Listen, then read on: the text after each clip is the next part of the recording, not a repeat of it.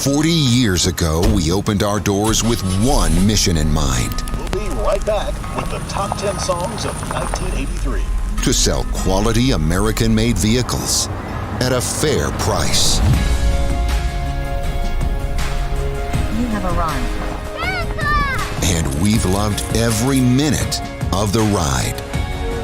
Celebrating 40 years of Two Rivers Ford.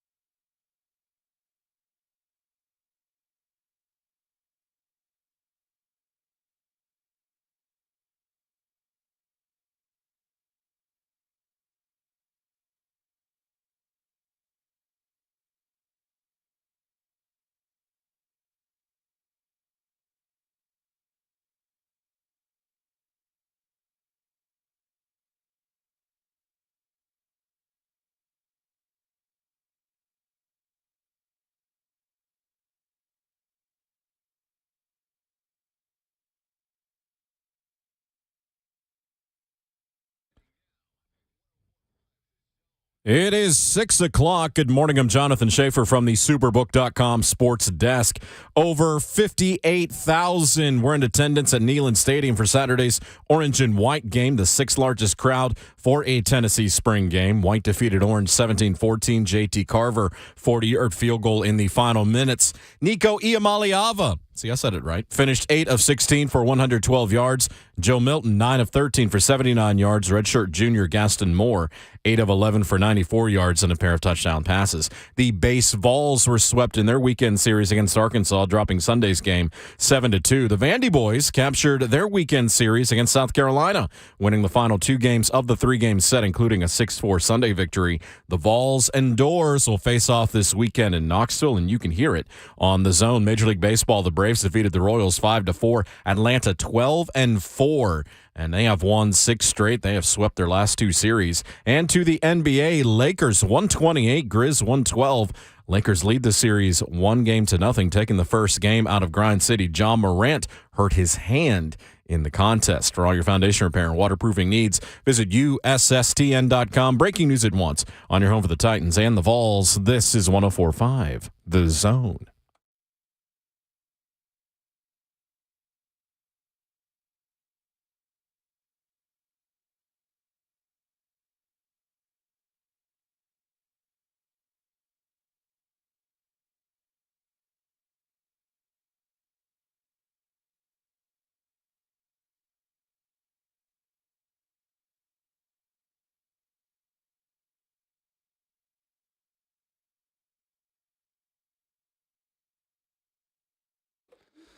Monday morning and a new week begins.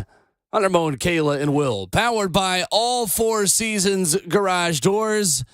Recapping an orange and white weekend in Knoxville, Tennessee, getting one day closer, mercifully, to the NFL draft. He is an 11-year NFL veteran. He is a Vol for life. He is the one and only man who owes us a barbecue once again for the second straight reason. Ramon Foster. With Jonathan Schaefer, our producer, The best Kayla producer in Anderson the world. taking the day off. Today is Monday, April the 17th. Good morning. Good morning, you menace. We doing chicken or steak? Both, okay? Both. Oh, perfect. That's what we're doing, Will. You are a menace, sir, just so you know that, man. Good morning. Never claimed not to be. How are you today? I'm great. Good. Tired. Glad to hear it. What Good. happened to the mic this Whoa, morning? it's Monday. Why are you tired now? You should be rested from the weekend. Should be. What's going on? Should be. Well, you said the weekends will jump on No, you, man. he's struggling on them streets, man. Yeah. No, I'm good. You good? I went to a bar in East Nashville, no free shout-outs, on Saturday night after Nashville SC broadcast. Yeah. And the people I'm meeting were like, yeah, I think we just saw Buck. And I wasn't sure. I just was like, yeah, it's probably true. I love We never ran into him. love how you pair it together. Well, that is awesome right there, Paired man. together. Yeah. How am I paired you together see with him? Buck other than I am on the morning and then he is on right after? No, it's the idea that, look, I saw him, but then I also saw one of your coworkers, man. You guys are out in these streets, man, and I appreciate you guys representing us You like saw that. one of my coworkers? No, they saw one of your coworkers. Oh, my gosh, Will. Where are you at today? what are you talking about? Come on, man. Where I'm at is what time should I be over for this smoked meat? The smoked. Phrasing. What time? You just let me know. You know what? We got to get on the same schedule. What all of us have to do, okay? Well, when it's we gonna do take that, months to do that. exactly. You So I'm want to starting off now. We can have a cookout on a Tuesday. Well, not this Tuesday. We got baseball on Tuesday. We can do a cookout on a Wednesday. What you We think got to about give that? Kayla a day to probably Recover. recover. Yeah. That's right. Yeah, but she's not back on the show till Wednesday morning. Huh? Wait, really? I think it's Wednesday I morning. thought it was tomorrow. I think it's Wednesday. Who's to say? Let me see. I have no idea. Me either. I have no idea. I have about an anything. email that says, I can do that. I'll be back by Wednesday morning. Oh, That's So, nice. You know what? You should take all your days. That's where I'm at right now. With Oh, that's fine. vacation. I mean, Yeah. it's all good. Good for her. Yeah, 100%. But you're tired this morning, man. Slightly. Not really, but just Just a little bit. the weekend catches up with you quick. My coffee isn't as good this morning, so I haven't drank as much of it by this point as I usually have. I'll tell you what about the coffee too, okay? Now that I figured out how to master making coffee in the break room. You have? Yes, I have. Don't you did I'll be hey, the judge of that. You take that surprise out of your voice right now. I made that statement and you just really look like you Take have? the surprise out your voice. Man, I'm a good coffee maker around here I now. don't doubt that. No. You're no. working with the same amount of weapons as the Titans' offense a wide receiver had last year. It Honestly, is what you're working with. The bad Folgers in your kitchen's break room across offices around Middle Tennessee is like throwing to Cody Hollister on 3rd and 17. But the cupboard, Respectfully. you're right. It is bare in there. Okay, you say respectfully at the end. It doesn't make it okay. That doesn't really make it respectful, does it? Either way, whenever I find out who's leaving all the coffee grains inside of the coffee filter cup, I'm gonna lose it. Okay, I go in there to make coffee this morning, and there's all kind of coffee grounds. I'm thinking to myself, it's probably because you're using too much. Like, it bothered me this morning, man. I hate break room. I hate folks that don't have break room etiquette. You know what that the is? worst. What's that? That's grounds to fire someone. Is what that is. That's that's grounds for termination. Best part of waking up is Folgers in your cup. Folger. I'm on it. Really? Seriously? He That's was about the to do joke it. you're going to do? He was about to do it too. Holy cow. 615-737-1045 this morning. Wow. What else did you have, Ramon? No, I was just gonna say, since I've started putting my protein into my coffee, I stopped buying Starbucks or even going to 8th and Roast on the regular, just because I was realizing I was wasting air quotation marks good coffee by mixing in my proteins and stuff with it. Yeah, that's fair. Yeah, so the Folgers suits what I got going on right now. By the way, Moan, I'm starting that life this week. I think Wednesday. Let's go. brother. Yep. It's a good time. I want to be down 30 by the end of July. End of July? Heck That's yeah. fair. Yeah. You say that then, and I'm saying 1XL T-shirts by August. So we're in the same boat. We both got goals Wow, right now. if you can be down to 1XL, that would Yeah. be pretty remarkable. Now the good? T, 1XL T, I'm cheating a little bit too. 1XL tall is basically like a regular 2X. By the way, Am I the only one that struggles with that in that it'll be XL in one type of shirt, but L in a different type of shirt? Oh, I'm with like, you. I can never buy clothes that actually Me either. fit I'm with comfortably. You're the same. Oh my gosh. And I'm like in between right now. Yeah. Like I want to buy like new jeans right now. They're getting kind of poofy on me, okay? But I'm like, what size do I want to go buy?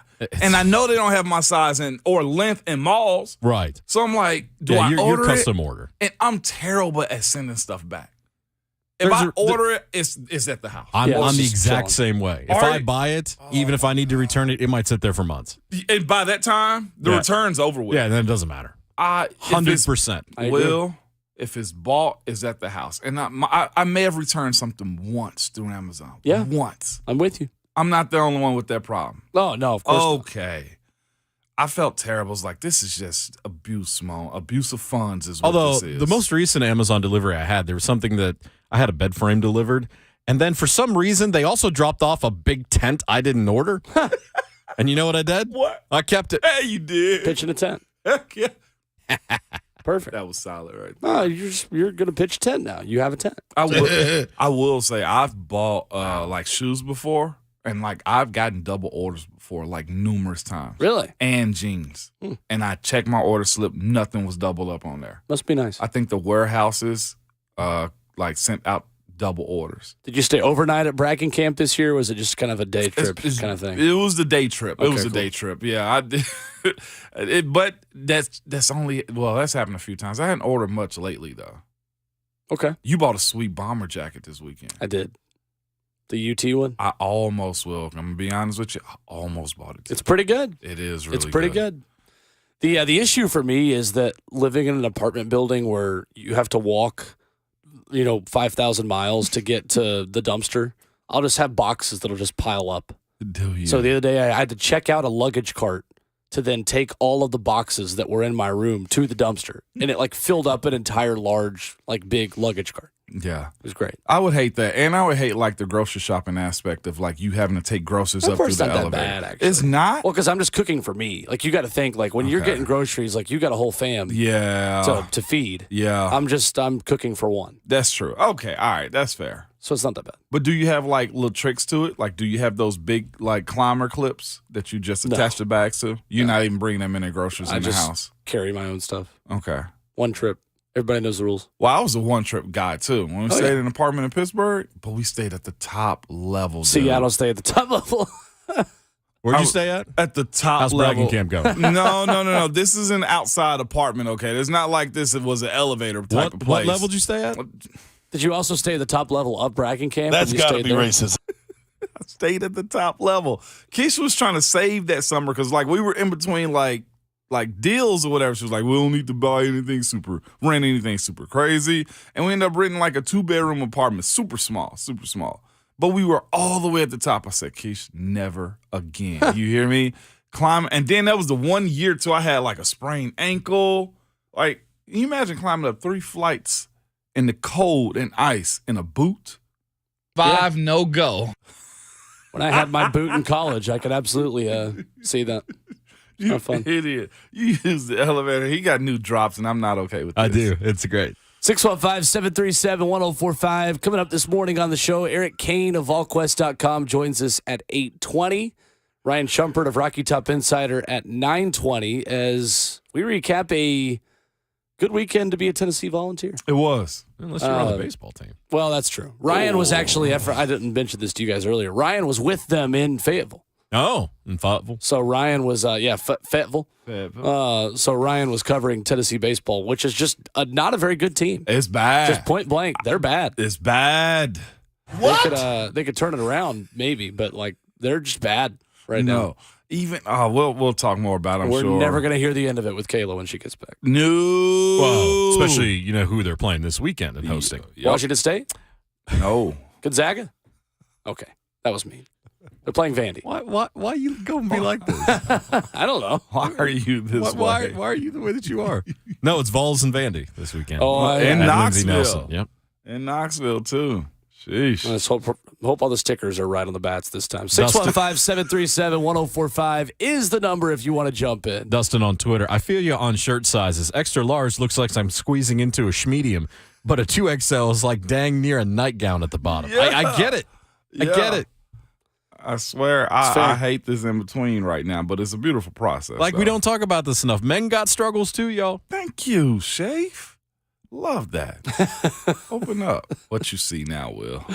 Coming up, just y'all's reaction. Yeah, seriously. This in-between stage is... Gabe on Twitter, golf brand polos XL, brand T-shirts 2XL. The new soft tees, there is no correct size, one wash, and it's a schmedium. Yep. He's 100% right. That is true. The amount of shirts that you wash them once and put them in the dryer, and you do a little bit too big of a load of laundry. It's part of the reason I hate buying clothes, and I will wear them until they are falling apart. And so then you've got to dry it a second time because you did too many clothes and one load of laundry at one time, and it takes longer for them to dry. But then when they do dry, it's too small. It's too small. 'Cause you did two cycles.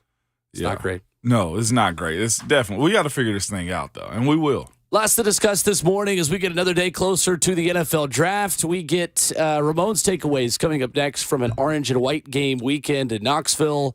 My Lakers go up 1-0 on Memphis. That was exciting yesterday. Tons still to come. 615-737-1045. We dive into Ramon's takeaways from the orange and white game coming up. It's Ramon, Kalen, Will, 1045 The Zone. Oh, really? You, Will Bowling.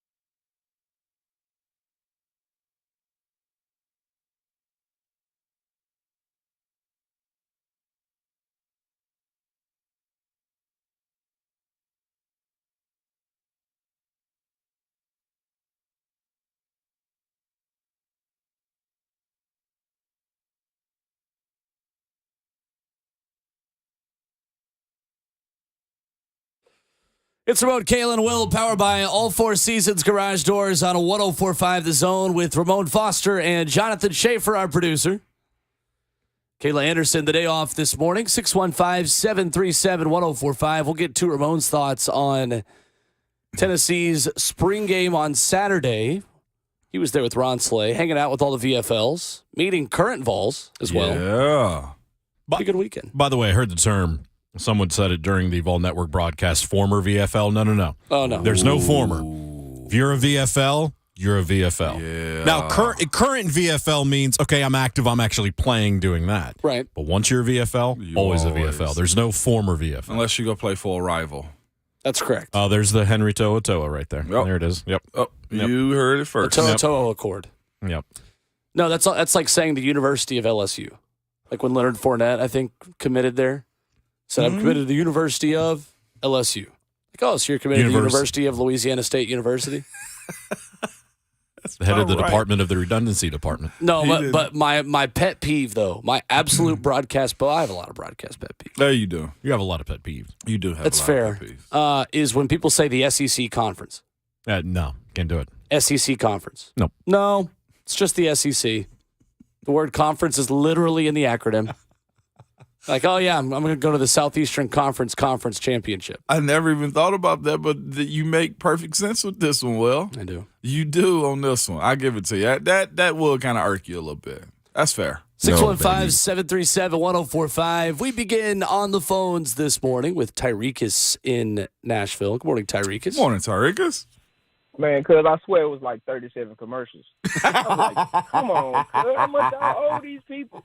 Like, We got you. Hey, man, it's a Monday, dog.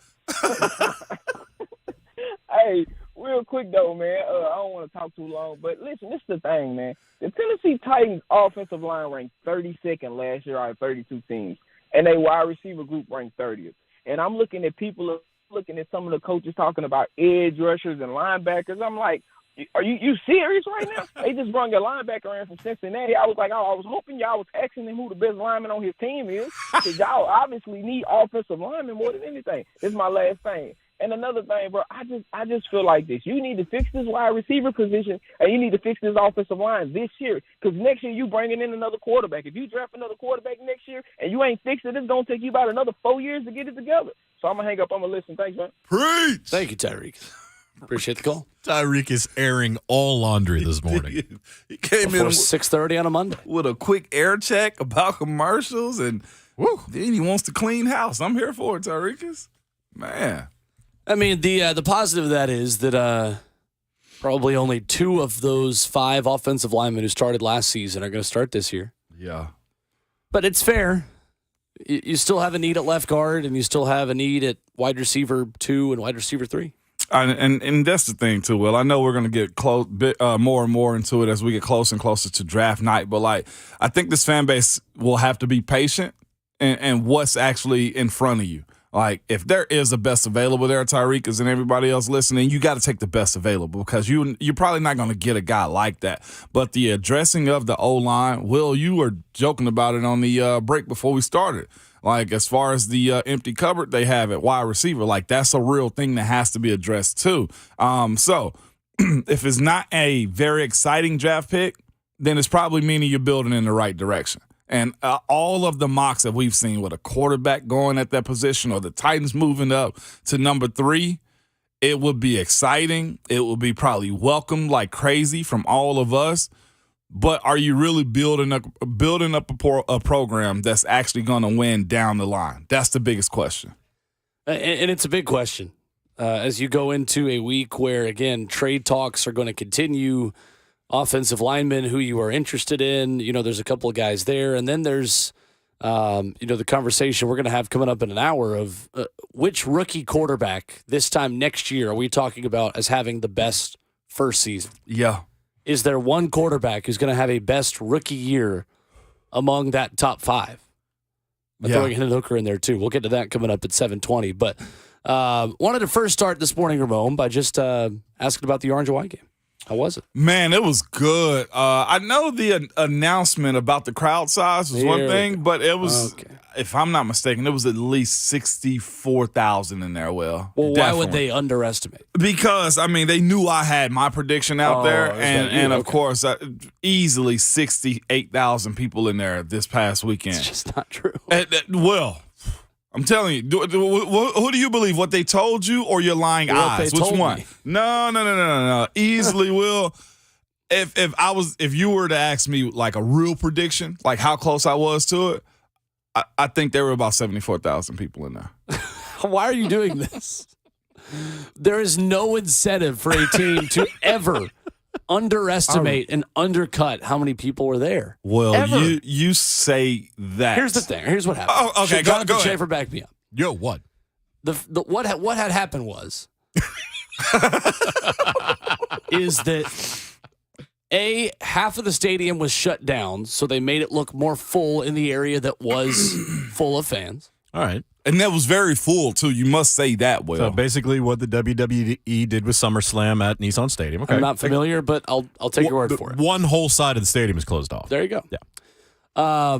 What had happened was that the fact that you didn't have season ticket holders for this game because everyone had to pay $5. Okay. Yeah. So essentially, you had 58,000 people there.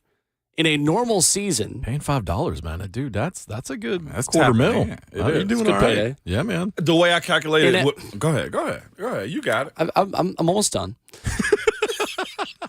In a normal game, you would add in about 15,000 season ticket holders to that number because you always count the amount of season tickets sold in your attendance count. So a 58,000 yesterday. With season ticket holders that would normally be added to that number, they would have probably announced 70,000. Okay. But there were no added people to just throw into this number because there were no season ticket priorities, I don't think. But, Ramon, what do you think the true number was from your observation? All right. I heard Will's explanation. That was very fair, Will. I give you that during the regular season. This is the off season as things are very hot in Knoxville right now. What I'm telling you all is this. Yes, the upper bowl of the stadium was pretty much, it was not occupied. That's fair. Okay. But what you didn't see was all the way around into the end zone was jam-packed with people. Do you understand me? Not just that. So what's also happening is this, Will. You mentioned the suites, right? There were people inside of the suites on both sides of the stadium, too. Like, I legitimately saw people on the other side of the stadium, Will. So maybe it wasn't 15,000, okay, that they have to account for after the numbers are done. What I'm telling you is this. Legitimately, 78,000 people were inside of that stadium this past weekend, including recruits on the field, VFLs out there. I saw all kind of people in the suites. That number that you heard, not correct. They're about 20,000 off. You're the worst. What are you talking about? I'm right on this one. No, you're not. You're not right on this one. How was the game? I'm tired of this. No one cares about this. How was the game? No one cares about you disputing attendance records. Attendance records. Come on, of the sixth highest attended orange and white game of all time. That's already. A lie. They're trying to be humble about 58,000 people. But the game was good, man. And I'll say this. I was in the same boat as Swain. Like, the spring game is just to get through. Hopefully nobody gets injured or anything like that. Joe Milton opened up with a couple of incompletions down the line. His deep ball passing as the game went on, I thought got a little bit better.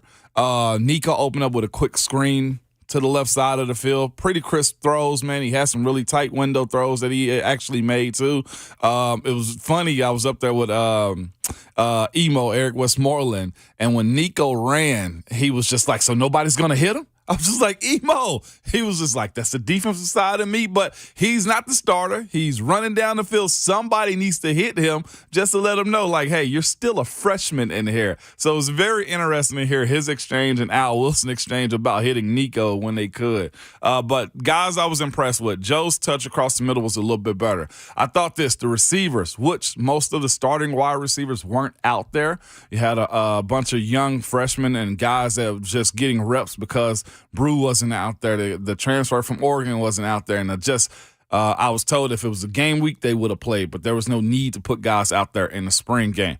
Joe's delivery was a lot better on those short routes. Guys catching it has to be addressed. Yeah, That to well, me, that's to be disputed right there as far as his completions and incompletions. Touch was a little bit better. And again, his patience inside of the pocket, and I believe it's because he know he's going to be looked at to run.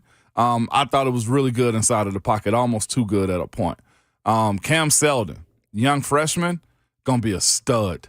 Cam Seldon is the takeaway from the orange and white game. Him and Arian Carter for the entire spring. Those two guys from the spring, I think, are going to be special moving forward.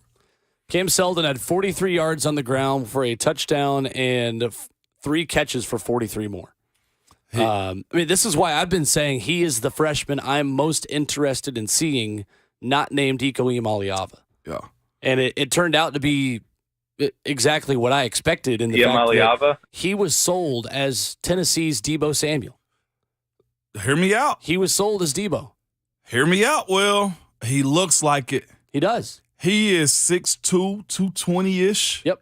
And can run. He's a running back that plays slot receiver. You know they had him slated as a wide receiver, linebacker, athlete coming out of high school. Oh, I know. This dude, and what's so interesting, it was, I'm a bragging camp right here, it was Al Wilson that brought it up to me. He was like, hey, man, who's this 6'2" running back we supposed to have? Heard he got some burners on him. You know, Al talk. And I was just like, I don't know who you're talking about. He thought he was from Alabama. No, Virginia. It's Cam Seldon from Virginia. Yep. And when he got the ball, because we kept looking like, who is 23? He's number 23 on this. Who is 23? And didn't have him in the pamphlet because I think he's a freshman. Either he number changed recently. And he wasn't in the pamphlet that I was looking at. His number wasn't. And lo and behold, he gets the ball the next time Al says something and just jets off. 23-yard touchdown run. I was just like, oh, that's him.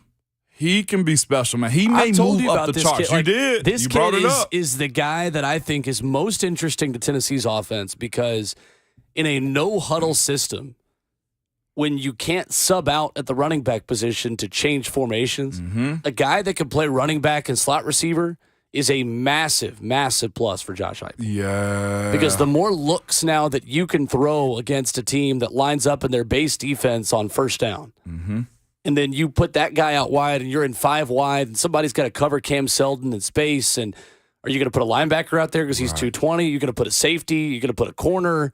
What other mismatches are you getting on the outside? Because you now have to account for a guy who is essentially Cordero Patterson or Deebo Samuel. And well, listen, that's the kind of playmaker Tennessee's added. He's legit enough to do that too.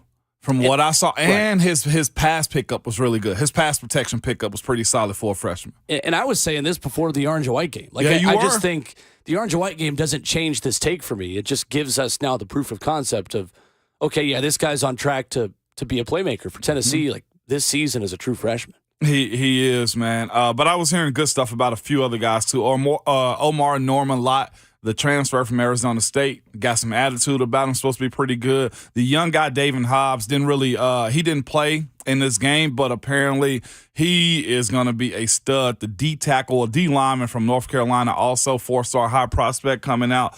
They got a lot of that around too. And the biggest issue is this coming out of the spring, the OL. Trying to figure out who's who and what's what when it come down to who's going to protect Joe or Nico, or who's the young quarterback that had a good day this weekend. Gaston Moore, UCF transfer. But my thing is this: they have a lot of talent on the OL. They don't have experience. That to me, figuring out throughout this summer break, summer lifting, and going into training camp for the Vols, your 5 have to be defined moving forward because Spraggins and Cooper Mays will be there. We know that Mincy's in the fold too. We know that also. But finding somebody to replace Darnell, Jerome Carvin, those guys, and figuring out the left tackle position, they have talent. They have a lot of talent, Will, and they have depth. They just don't have experience. It's interesting. The right side of the offensive line will be totally new next year. I guess the right tackle will be. Spraggins, I guess, will still play on that right side. Yeah. So really then the left side of the offensive line needs to develop chemistry that isn't there. Mm-hmm. And we've talked about this for the Titans. I mean, it does take a couple of weeks to develop that chemistry in the NFL. And that's with unlimited practice times. Yeah. Not practice times, obviously. You know what I mean. Unlimited time in the facility where you got 20 weeks with these guys in college. And the thing is, though, they're making it very competitive. They're not naming any starters. Guys are just getting reps. They're moving in between ones and twos, Wills, or Group A and Group B, however you want to say that. And they're really putting them through the rigors, man, as far as trying to make them earn it. And to me, I think that's best case scenario when you look at how they have to compete. And they have to compete fast and often. Well, the idea of them dropping off the cliff because guys leaving, it can't be a possibility moving forward. If you want to sustain this is the offseason that you do it, as far as saying we're going to be competitive for years to come.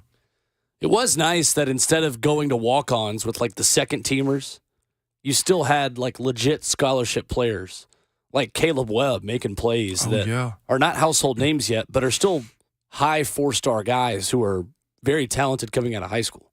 And what's interesting, so we were around, the chancellor invited us up to her suite and stuff like that. So a bunch of how's bragging camp going? It was really good because I'm gonna be honest with you, it was real bougie and I enjoyed it. Okay, I'm just gonna throw that out there.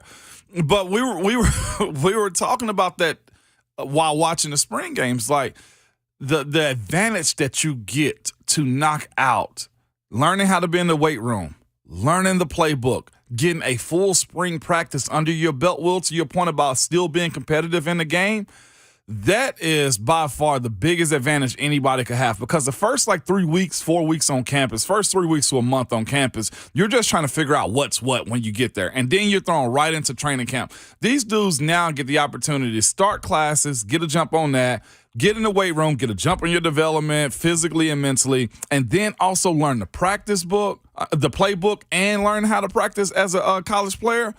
If you're right-minded, you will take advantage of this, and by the time summer camp comes around, you're going to end up competing for a starting job if you're that good. And that's what's so unique about spring gaming, the early enrollees, Will, is there could be some guys that can make splash in the fall because they have this extra time underneath their belt. Like hearing guys like Emo and Al say, gosh, if I'd have had just that extra half a semester, like it makes it competitive. It makes you want to go a little bit harder. But what it also does, it can expose older guys to the transfer portal. Be like, hey, this freshman's a little bit better than you. You might want to jump in the portal because it's currently open too. Who's Emo? Eric Westmoreland. There you go. Yeah. Okay. Sorry about that. No, you're good. Coming up, I did want to ask you about what the next step is for players like this, and what is the gap between spring practice and fall camp look like for a lot of these guys. We'll dive into that coming up next. It's Ramon, Kayla, and Will, 104.5 The Zone.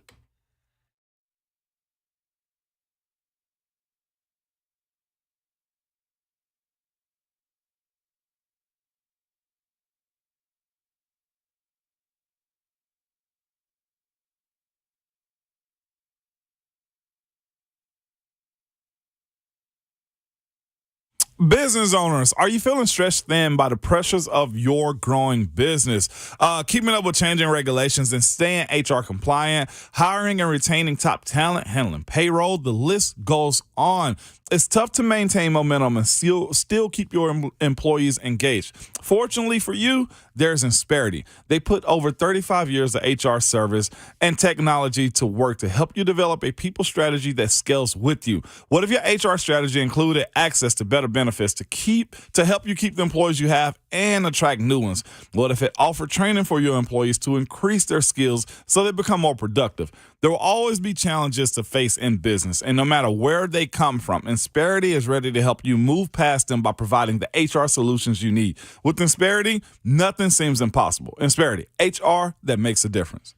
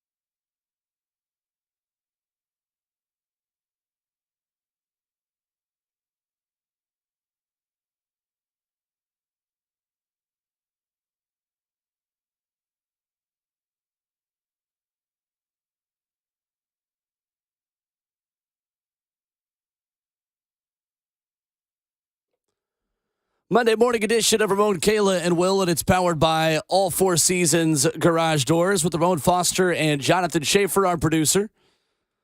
I'm Will Bowling. Coming up in just a couple of minutes, we're going to tell you about one player that is in town for a top 30 visit today, and a notable one. One that is being mocked to the Titans more and more over the past couple of days. 615-737-1045 is our number. So between spring practice and fall camp, what do the next weeks and months look like for a college football player in 2023? Getting stronger. That's going to be the first and most important thing. Getting stronger, footwork, conditioning. So what were you doing between spring practice and fall camp? Lifting and running. Okay. That's essentially what it was all about, putting on as much muscle as I possibly could, because the season comes at you really fast in the SEC, and it's a very strenuous, for a young guy, season too. That the ability to be explosive and conditioning, will, like running those 110s and hitting the sand pits and those agility drills, like the acclimation period that is needed in the NFL is the same thing that's needed in college too. Like the amount of cone drills that you do, the box jumps that you do, the lifting and power cleaning. This is also the time of the year too where mostly everybody's off campus. And all that's there is usually athletic teams. You have baseball, basketball will be there, the Lady Vols will be around, but that weight room and hitting that field, Will, is going to be the biggest asset to you this entire summer. Like, you can go out and have a good time, but you know how it is in the summertime. It ain't much going on in Knoxville. So, like, get as much of the grind and the playbook as you possibly can in this time right now, because it's the one thing that you want as an athlete. Like, I remember specifically saying, man, I can't wait to be done with school. That way I can just focus on the game. Right. Like, now you'll have that opportunity in the summer. Maybe have 1 or 2 classes or something like that just to continue your degree. But it's early morning weight room, running, and then some classes in between. That's where it's at. And also learning your teammates and camaraderie aspect of how you build a team. That happens in the summer times for most times for football players. I honestly loved Knoxville in the summer when there's no one there. Yeah. Like, staying on campus during the summer and just like living in the house that I was in was great. And some days can get boring, but I'm with you. Everything that you want to do on campus, it's available for you to do. Right. Because everything else is open. All the restaurants are still open. If you needed to go into a academic building or go see an advisor, like, that's what this time of the year is for right now. Like, I did mini term. Did you ever do mini term, like the May session? I almost did once, because there actually was a sports broadcasting class that was mini term, but I ended up, that was the same summer I was working with the Smokies. Okay. So I just didn't have time. Okay. Yeah. That's when I knocked out Spanish 1 and Spanish 2. Nice. It was. Spanish uno and Spanish dos. Yeah. But mini term. But you get this opportunity to learn your teammates, the on-the-field stuff that you're doing. I remember some of the NFL guys coming back this time of the year, too, showing guys technique. This is when Peyton would come back during the summer and whatnot to throw with the young wide receivers. I saw some Hainsworth will be on campus and stuff like that. Like, it's that time of the year where you can really focus in on your craft, and that's the beautiful part about getting spring done. And when I said it last week, and Swain did too, like, getting out healthy, like, you really get a jump start on the offseason if you make it out healthy and you know what your plan is for the offseason. 615-737-1045 is our number if you want to jump in this morning. So is this era of the offseason and this era of college football, how much has offseason conditioning changed, or is this one of the only parts of practices that's kind of stayed the same as this time of year? I think the, what do you want to call it, the macro side of like the offseason has stayed the same. But the way they manage guys, Will, so much more different than what we did. Ron and I went to the basketball side of stuff too, and just looking at their GPS side of the way they do stuff, the way they track guys, their sleep. They have those whoop band bracelets that track everything that you can do. Like, it is amazing, Will, to what they can do. Like, I was looking at it and I said to one of the coaches, I was like, so if a guy's not making it or cutting it, It's because they're not applying, they said, basically. Because if there's anything they're deficient in, we're going to know exactly what that is. And I thought that's probably the most beautiful side of what today's game has. Like the ability to have accessible technology to tell you, look, you're deficient right here. I know you said you feel good, but you don't. Like we just had to go all the time. And I'm appreciative to that, too, because that builds a whole lot of character and whatnot, too. But the nutrition side of it, Will, I saw a dude walk in the weight room. He was like, hey, let me get a shake.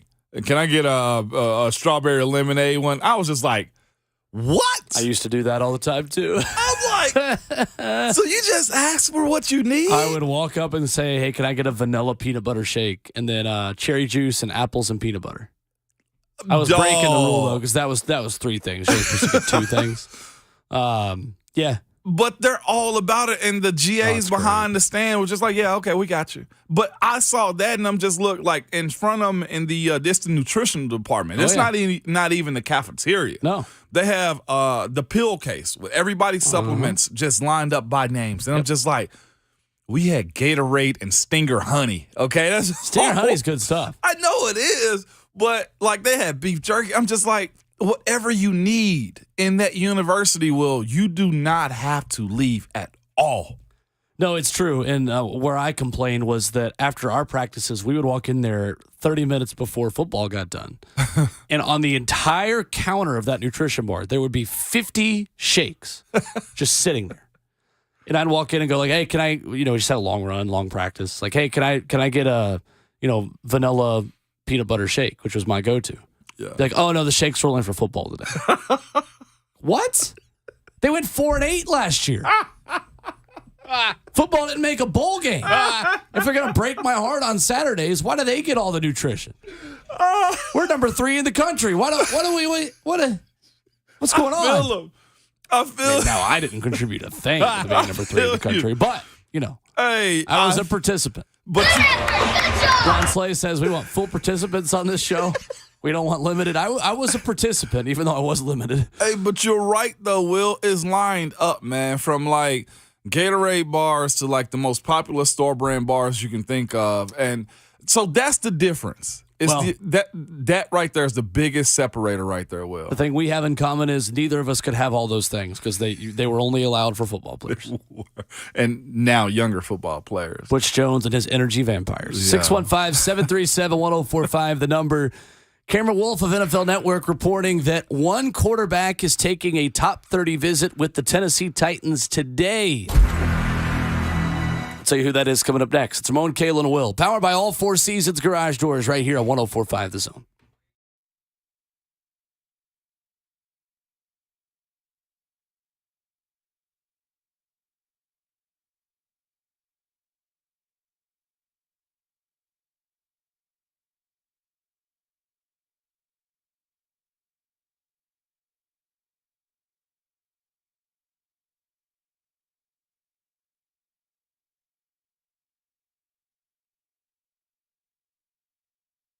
It's Ramon Foster for Spring Hill Heating and Cooling. Listen to me. They are the heating and cooling company that can take care of all of your HVAC needs.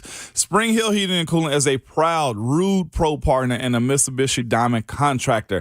If you didn't know, I'm sure you do, but spring is here. And if you haven't already booked your spring tune-up for your AC unit, now is the time. Through the month of April, get your AC tuned up for just $79 and get the fall tune-up for free. Because did you just turn on the AC unit and realize quickly it wasn't working like it should? Well, don't wait till the peak of summer to get it repaired. Spring Hill Heating and Cooling offers free service calls with their repairs, plus low monthly payments on those repairs. And if you do need a new unit, they've got you covered. Get it done now and get 18 months of no payments. You heard that right. If you buy a new unit today, you won't have to pay for it until September of 2024. That's 2 Nashville summers of having your home perfectly cool, and that seems like a no-brainer. Again, don't wait till you have everybody in the house upset with you because the AC unit went out and you know how hot it gets here in Tennessee. Reach out to the folks that I know. Spring Hill Heating and Cooling at springhillac.com.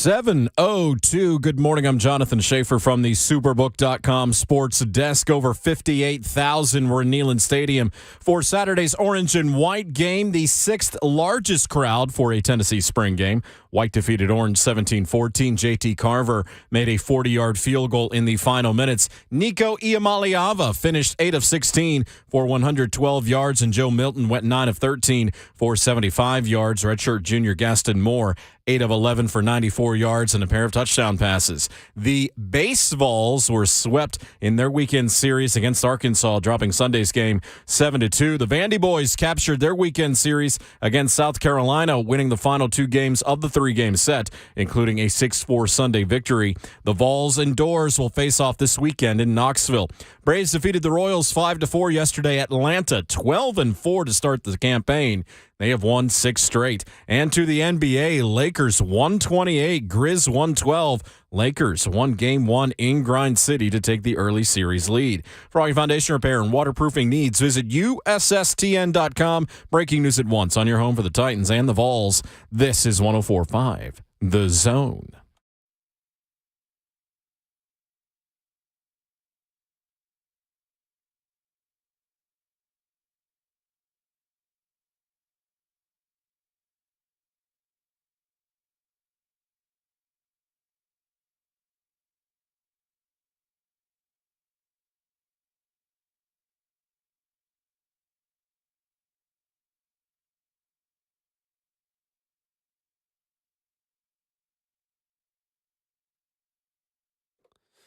Seven a.m. hour off and running on the Monday morning edition of Ramon, Kayla, and Will, powered by all Four Seasons Garage Doors.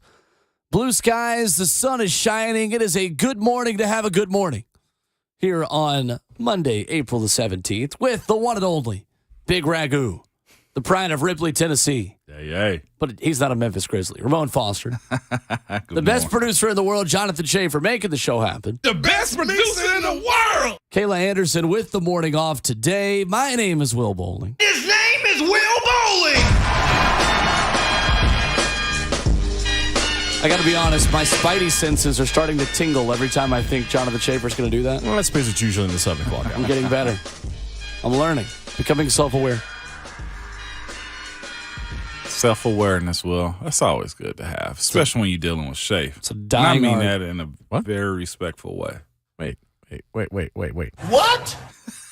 Who is that? Shannon Sharp. Oh. Shannon Sharp, whose Lakers got the win over the Memphis Grizzlies. What? And that was talking NBA on 104.5. Hey, see? Now Ron's coming after you. Yeah. Ron's going to come after you. Some good games this weekend. Did you watch the Grizz game? I did watch the Grizz game. Yeah. They competed early, just not enough. The young kid that LeBron talking about he knew was going to be good had a Classic. Yeah, it was classic LeBron right there. Memphis just didn't have enough, man. They just didn't. AD, of course, went down early, but he came back and played well. And he played well. A lot for of the classic most part. NBA things I'm hearing right now. He did. But yes, just couldn't get it done. I know you were excited about that one. Day-to-day Davis.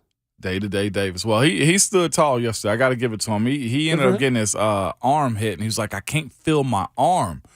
Came back out of halftime, and he was right back ready to go. They need him, though. They absolutely need him. When he's on, man, AD, he's good. Around the rim, good. The blocks that him and LeBron had yesterday, good, man. Really good show. Memphis got to come back with it because Lakers stole one. As much as I joke about the NBA, I actually do enjoy the playoffs. I won't sit and watch a whole game. It's good. But I'll watch the fourth quarter if it's on. Very competitive. I tell you what, though, I will tell you this. Watch a Sacramento's King games. Light the beam. Ooh. Light the beam. That's one of the coolest things at sports right now. Is the fact that they light a light beam after they win. Hey, let me tell you this. They are a fun team to watch. Oh, yeah. Y'all remember like last year, I'm asking the question, what happened to the Sacramento Kings? Yeah, Shafe, you remember me bringing that up in some capacity? Like, we didn't talk about the Kings anymore. Well, I did. I know I did for sure, okay, despite nobody listening to me. But they have a very, hit me with the all? They hit. Yeah, I did. Okay, what are you gonna do about it? Nothing right now. You got bulletproof glass over there. I got nothing for you, man. Here's the thing with the Kings. They're the most forgettable team in the NBA. Because of location or because they have Golden State, Clippers, Lakers? Prestige. They're terrible. Well, it's been since, 17 years since they've actually been relevant? Yeah. I think this group is there to stay, though, Will. This would be a good question. I don't even tell you a single player that plays for them. If they get Golden State in this series. Play for them? Yes, he does. I know one player on the Kings. Who's the Russian guy that used to play for them way back? God. Vlade Divac. Yes, he still play for them. Yeah. No, he's not. It wasn't Russian. Get him. That's culturally insensitive. It's gotta be racist. Actually, that's gotta be racist. It's gotta be, man. Jeez, that goes back. Will. I just don't know what I'm talking about. Harrison Barnes on this team too. 707. Like, come on, man. I can't use it. He stepped over. Yeah. My bad, Shay. Hey, you're welcome. This would be. You owe me a cup of coffee. No, you're good. This would be a good question to ask. Who are the most forgettable teams in pro sports? You might not want to. Yeah, you don't want to go down that road. No. You don't want to go down that road. Nah, I do want to go down do that. It's not the Titans. Not the Titans. I'm talking more like in the NFL. It'd be the Arizona Cardinals. Forgettable NFL team. No. Cardinals? Yeah. Oh, they're very forgettable. I've always respected the Cardinals. In Major League Baseball, the Kansas City Royals and the Seattle Mariners. Totally forgettable. I don't feel that way about Seattle. No, yeah, the Royals made the playoffs last year for the first time in like 17 years. The Angels, despite having two of the best players in Major League Baseball, are completely forgettable. But now they have Shohei. So they're still forgettable. They've had Mike Trout. They are still kind of forgettable. No one knows anything about the Angels outside of those two guys. Nope. Nothing. I can tell you zero. anything. Anthony Rendon, Jared Ward. You've got. You're a nerd. You know that. Noah Syndergaard was there last year. Julio Teheran, Braves legend, was there last year. And let me guess, still finished below 500. Yeah. Rest my case. Very below 500. In hockey, the Florida Panthers, most forgettable team in hockey. There's the Florida Panthers? I'm not even joking right now. The Florida Panthers. Yeah, right. See, I got that one right. They're that's in the playoffs. Most forgettable team in They're in hockey. the playoffs, Ramon. Yeah. That's real. Alexander Barkov. He's pretty good, actually. Hold up. I thought Florida had a different name for their team. They had the Tampa Bay Lightning. Ah. What's that supposed to mean? That's who I was thinking of. I was just like, how you going to get him a nickname? The Florida Panthers is a hockey team? That's hilarious. Yes. Y'all playing with me right now. Look it up. All right, honestly, Carolina Panthers up there for most forgettable It's safe NFL to look up on company Wi-Fi. When you mention NFL team, I think it's because it's such a known sport that like most teams have recognition. You're right. Like hockey though, but you're right. The Panthers are in the middle of that mush. Florida Panthers. The Arizona Coyotes, forgettable team. And that's what? forgettable to their own. That's the MLS? Oh my gosh. That's not an MLS club? That's an NHL team, Ramon. And I respectfully, I say that.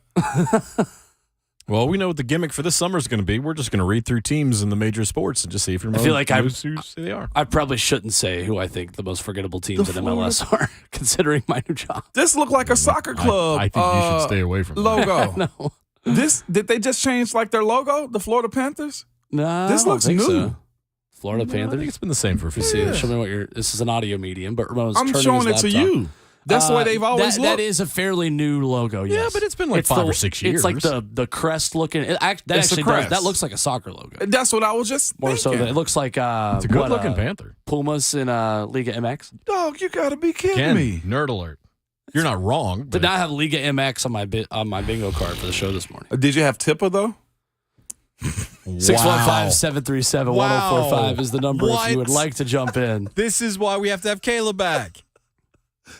It's gonna. Kayla would not have been happy that I said the Mariners are one of the most forgettable MLB I franchises. know. They are. You know how much blood would They absolutely just go after you, man. Absolutely. Yeah, I won't stand for the out? Mariner slander either. It's not slander. They're just forgettable. Because the King Griffey Jr. game is what did it for me. Well, here's the problem. They weren't great for 20 years.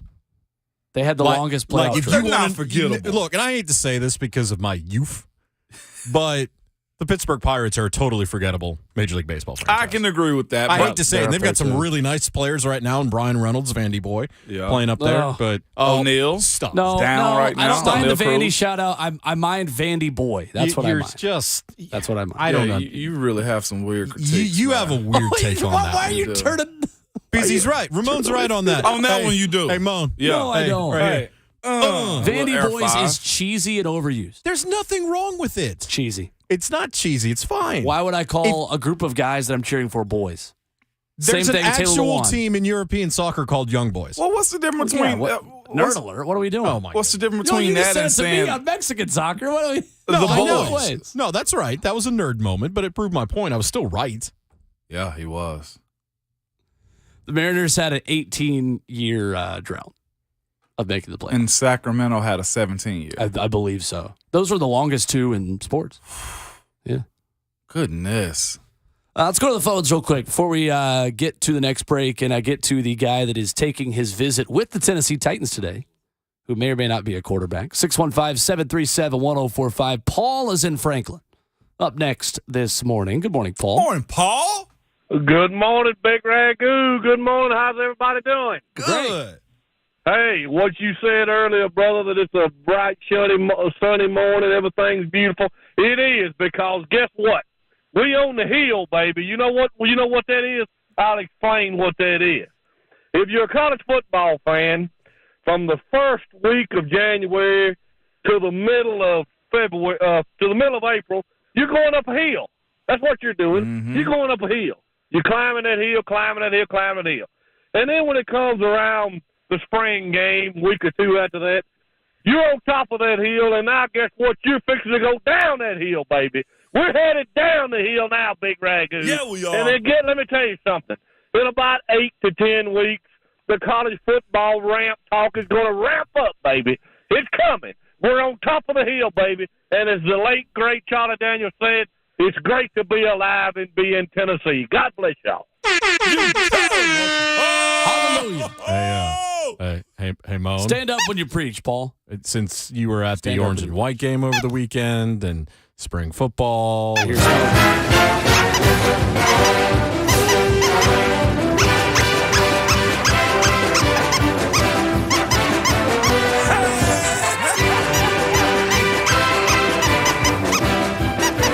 This is how Mo felt talking to Ronnie Garner over the weekend.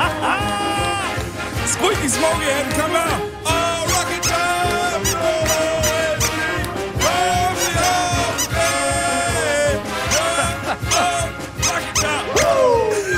His tongue came out. Oh, no, not again.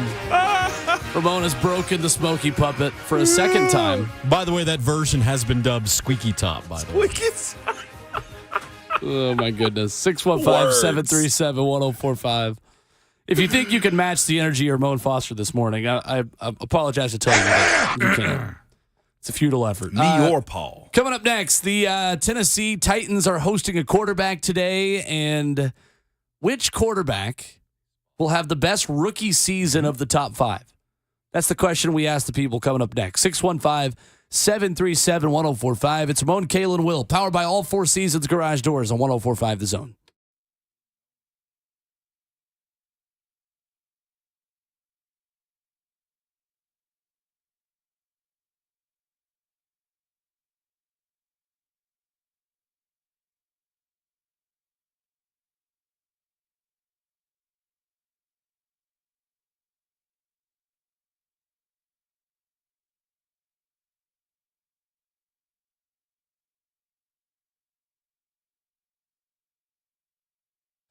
Hey, it's Will Bowling here for my friends at Lee Company. You deserve all the comforts of home, including endless hot water at your fingertips. Tankless water heaters powered by new recirculation systems save energy, money, time, and space. And Lee Company has a limited time offer of $500 off a tankless water heater when you purchase a recirculation system. To make the water even sweeter, qualified buyers receive 18 months of 0% financing. You can just call Lee Company today. That's all you got to do. It's 615-567-1000 or go to leecompany.com/promotions to get $500 off a tankless water system. Qualified buyers are going to get 18 months of 0% financing.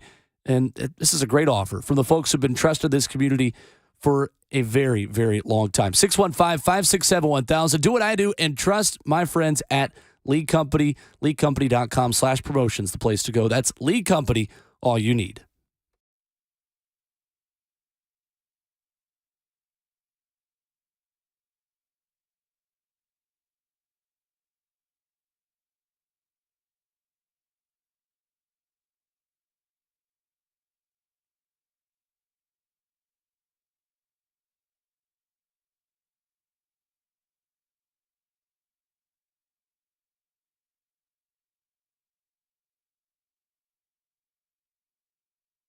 If you have a wet basement or crawl space, it's time to call United Structural Systems. We've all heard about these guys for a long time and for good reasons. They've served Middle Tennessee since 1994, and they've helped thousands of satisfied residential customers in that time.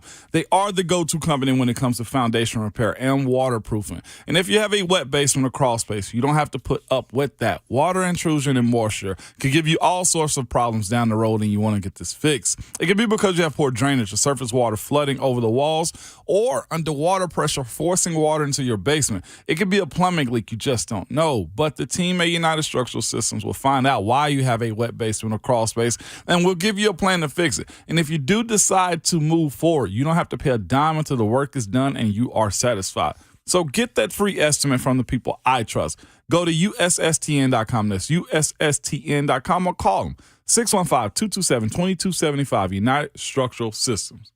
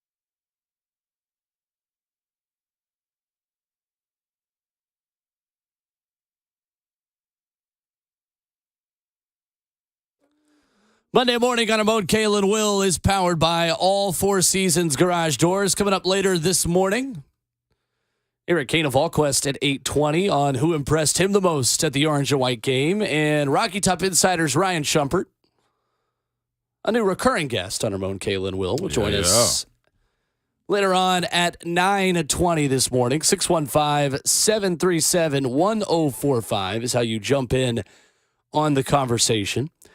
Cameron Wolf of NFL Network reporting this morning that Anthony Richardson got into Nashville last night for a Titans top 30 visit today, per source. Says an important visit. Tennessee is a team to watch as a quarterback landing spot. Would they trade up for their guy? Richardson has visited Vegas, Carolina, and Indy so far. We had some reports over the weekend, too, that Anthony Richardson is not out of the question for Carolina at number 1. I'm going to go ahead and ring the smokescreen bell on that one.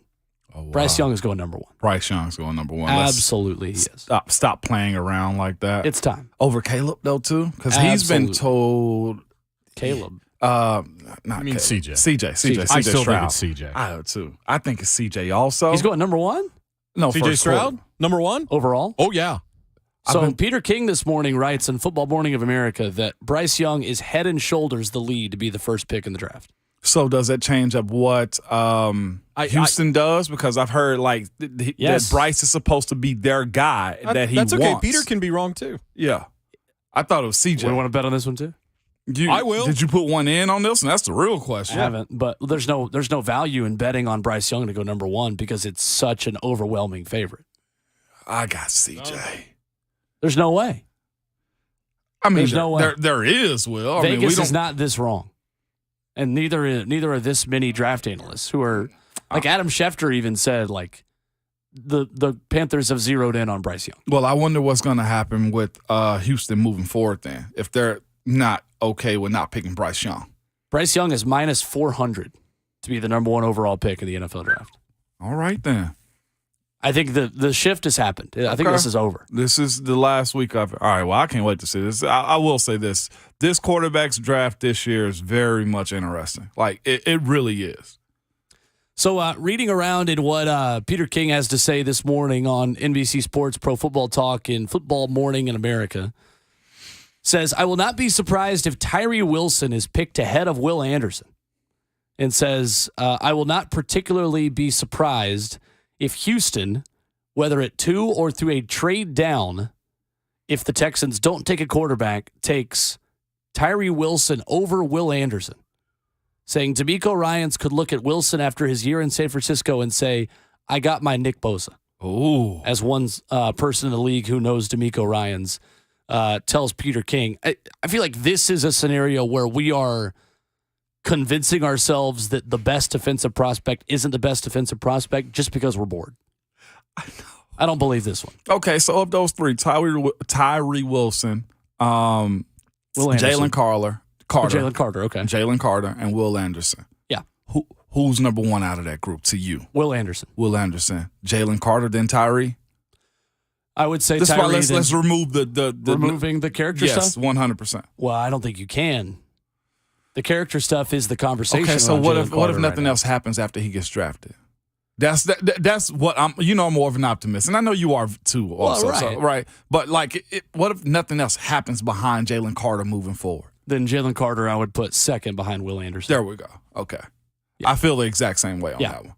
And I honestly would draft a Jalen Carter still, and just gamble on the fact that look, bro, be a pro. Yeah, the problem with Jalen Carter for me isn't as much the character stuff as it is the amount of snaps that guy played in college. Chris Jones played more snaps this year for the Kansas City Chiefs than Jalen Carter had in his career with the Georgia Bulldogs. That's a concern to me. Yeah. The amount of weapons that he had around him on that Georgia defense. Mm-hmm. I don't know. Well, I'll say this. As of late, Georgia's guys have been producing still in the league without injury. So you want to know the team that has been linked to Jalen Carter now for potential trade up in the first round? Who? The team that employed you for 11 years. Pittsburgh? Moving up? Peter King writing this morning, best rumor of the week, Steelers trading up from 17 to 9 if Jalen Carter is there, saying there could not be a more perfect coach for Jalen Carter than Mike Tomlin. I give him that one. Word for word what Peter King has to say this morning on Pro Football Talk. And Coach Dunbar being his D-line coach. I'll say this too. Cam Hayward is getting older. Let me say old. Cam will probably hear that in the text. Hey, let me cut that up, and then I'll send that off to Cameron so you have a really bad day. He needs a Robin for a few years too. And truthfully, I put that conversation around Jeff to you. I've been on that, but I know he got Tierra Tart and everything around him. But if you meant, imagine a front line with Jeff and Jalen Carter. I mean, let's just be real here. Well, like how exciting would that? You have Rock'em Sock'em all day long. Yeah, problem is he's not getting past Philly at 10. Like the latest that Jalen Carter would possibly go is to the Philadelphia Eagles at 10. Even with Jordan Davis? Yes. Yeah. Oh, well, for that exact reason. You could pair him with his old college teammate. So that's why I'm saying, like, Jeff and if he's there still at 8, Titans moving up don't move you as much, Will. Okay. The only scenario for moving up that early and giving away a first next year, because that's what's going to take, is for a quarterback. Yep. Facts. Very interesting. I was listening to our Brad Hopkins yesterday on the ride back from Knoxville, and he actually had Broderick Jones from Georgia coming here to Nashville. It would make sense. And honestly, it wouldn't surprise me if we're doing all of these mental gymnastics and cartwheels around, trading up for a quarterback. And could they do edge rusher? And then they're just still going to take a tackle like we said they would at the beginning of the offseason. Yeah, I know. But the Andre Dillard signing makes this a little bit cloudier than it was. Yes? It does, but it doesn't, because the one thing is Dillard can still move inside to interior too. Sure. He can still move into guard. The position flexibility that guys have on this team, and honestly in this draft class, like that's the one thing I've been saying. I can't wait to do the draft coverage with Mike Keefe on Titans Radio is this. You have fallback plans for almost every single one of these guys except for Broderick Moore. Broderick Moore to me is the Broderick Jones. Broderick Jones. God, why do I keep saying Broderick Moore is somebody I knew in Knoxville. It was one of our trainers. Go Vols. Broderick Jones. Go Vols. But one thing that they have is they can all be guards except for Broderick Jones. Broderick is a tackle, but he's got to get a little bit stronger, learn the game. He's young, as I told you earlier before. I look at this group and say inside this building, there's Radens, play either side still. You have Dillard that can play either side. You end up signing other guys around this team, too, that can play multiple positions. That leads to a lot of competition moving forward for training camp and trying to figure out who's going to be the starter. But I don't think it would change much if you went after a tackle in this draft. You just get more bodies, Will, at this point. So question for you, and for the people as well, if you want to chime in on this, 615-737-1045. This time next year, which of the top 5 quarterbacks in this draft class has the best rookie season? I'm going Bryce. Okay. Yeah. Have to, because the team he's going to is going to have to be a team that he's going to have to sling it with. I think that is the biggest contributing factor he's bringing to anything. He's not a runner, and let's look at Houston. Houston doesn't really have a run game as it stands right now. They do run the ball, but I don't know. Are you willing to give the ball and not let Bryce shine? For Dameon Pierce? Dameon Pierce, yes. Dameon Pierce, Yeah. I forgot he was there. Yeah. More so than a lot of other places in the league. Carolina, who do they have? Deontay? Is Miles he still Sanders. there? Miles Sanders and then Carolina? Yeah. Since when? Since a couple weeks ago. Okay. All right. Miles Sanders, Adam Thielen, Hayden Hurst. That's fair. I'm saying Bryce Young because the Panthers are not a bad situation to walk into right now. With Frank Reich as their head coach, who I was high on when he was in Offensive Indy. guy. I think a lot of their issues were more Chris Ballard than they were Frank Reich. Mm-hmm. And we'll never know how much Frank Reich kind of pounded the table for Carson Wentz and tried to make some of the moves they did at quarterback. Essentially what happened at Indy for Frank Reich was that they bet on his ability to make an average quarterback above average, and they failed. Well, you also got to look at his past relationship with him. It wasn't as bad as it was before Philly ruined him. Right. Well, That's he true. ruined himself in Philly because of pressure. But, I mean, they've got DJ Chark, Adam Thielen, Miles Sanders, and Hayden Hurst in Carolina now. That's tough. A lot of older veterans. Those guys have got to stay healthy, Yeah, to they be do. fair. And I think I'd probably rather have DJ Moore than DJ Chark, and they don't have him anymore because they shipped him off to Chicago in order to get the number 1 overall pick. But I really think that Bryce Young is walking into a pretty decent situation in Carolina. You still got him going to Carolina? Yeah, of course. Wow. He's going to Carolina. He's minus 400. Like Adam Schefter said it over the weekend, they have zeroed in on Bryce Young, and zeroed in is always the verbiage they use when the pick is made, yet they can't totally give it away. Yeah. So I just think the chatter about this is too strong for Bryce Young going one for it to go the opposite direction and just change. Now, it has changed once before because C.J. Stroud was, minus 300 about 3 weeks ago? Yeah. And then this flipped. But I don't see that happening again. I think Bryce Young was number one overall, and we just got more info as this thing continues. So me having the better thrower out of the AFC South is a huge advantage to the Titans. Because if you look at that, you have Trevor Lawrence. Yep. Have a new quarterback in Indy that you have to deal with also. That could be a tough sledding moving forward, man. Goodness gracious. I like Bryce as a passer. Love him as a passer. I do too. I really do too. Who's having a better year? Bryce. I don't even think it's close. Rookie of the year probably too. Unless Bijan Robinson has a breakout year. You're starting to get a lot of, and I hate doing this because you don't know what's true and what's not about a 18-year-old, 20-year-old that's not 18-year-old, really more like 20-year-old that's coming out in the draft right now. But C.J. Stroud's stock has not risen at all over the last 3 weeks. No. I don't know if it's really dropped, but now you hear the chatter out of Houston that they might be looking for a new GM after the draft. Ooh. How? Why? Doesn't make sense. Doesn't make sense to me at all. Just jumping the gun on stuff. And Adam Peters, the guy the Titans tried to interview and didn't, is the guy that's been rumored to be the heir apparent in Houston if they do decide to go get her general manager. I mean, it's very odd, the situation out there right now. I don't know if anyone really knows what they're going to do because now you have the opportunity for them to hold on to Davis Mills and draft the top defensive player on the board to pair with D'Amico Ryans. Yeah. Which one scares you more from the Titans' perspective?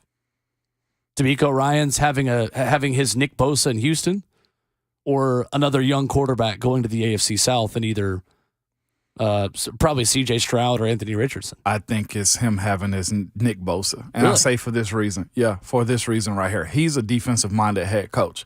Offense won't be his specialty unless he find a stud of an offensive coordinator. The question I have for Houston, and lends itself to what are they going to do at the quarterback position, is who's going to develop their quarterback in this offense. One thing about D'Amico Ryans and that San Francisco offense was what? They were treacherous, Will. And you being able to have a edge rusher with a defense the way he's kind of stacked up in San Francisco could be problems for the Titans because one is this. They're going to try to stop the run as much as possible. But if they can also get after the quarterback in the AFC South, that could be a long day for teams that's trying to transition to one, getting a new offensive line, and also finding a quarterback for the future after this year. That could be a problem, Will. It could really stymie the growth of a new quarterback moving forward if they can protect him because of his defensive mind. Let me ask you this from Bryce Young versus C.J. Stroud perspective. Isn't it odd that we're talking about an Alabama quarterback who didn't have elite weapons at Alabama last year? Last year. Bryce Young did not have good weapons at Alabama last year. Now, they may have had some 5-stars. Yeah. And they had guys that on paper should have been really good receivers, but they weren't. They weren't.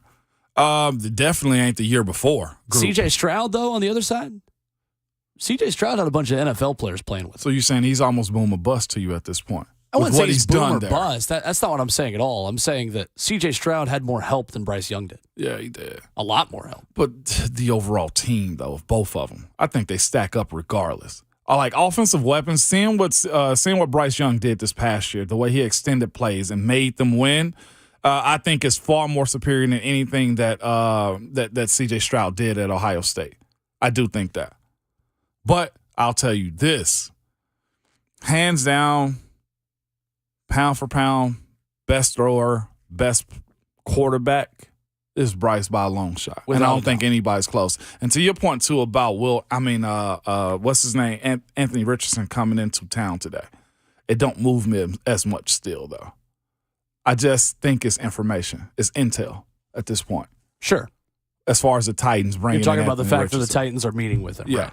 Anthony Richardson. It's intel at this point. At the very least, the Titans are trying to drive up the price of the Colts moving up one spot. Yeah, I would push them too because their owner is so emotional in how he go about stuff. And because it's going to take a lot more for you to move up to 3 than it is for them because they have a 4 they're offering and you have an 11 that you're offering. It's a threat. So at that point, you have to give them some kind of leverage, them being Arizona, to get something out of Indy just for one spot.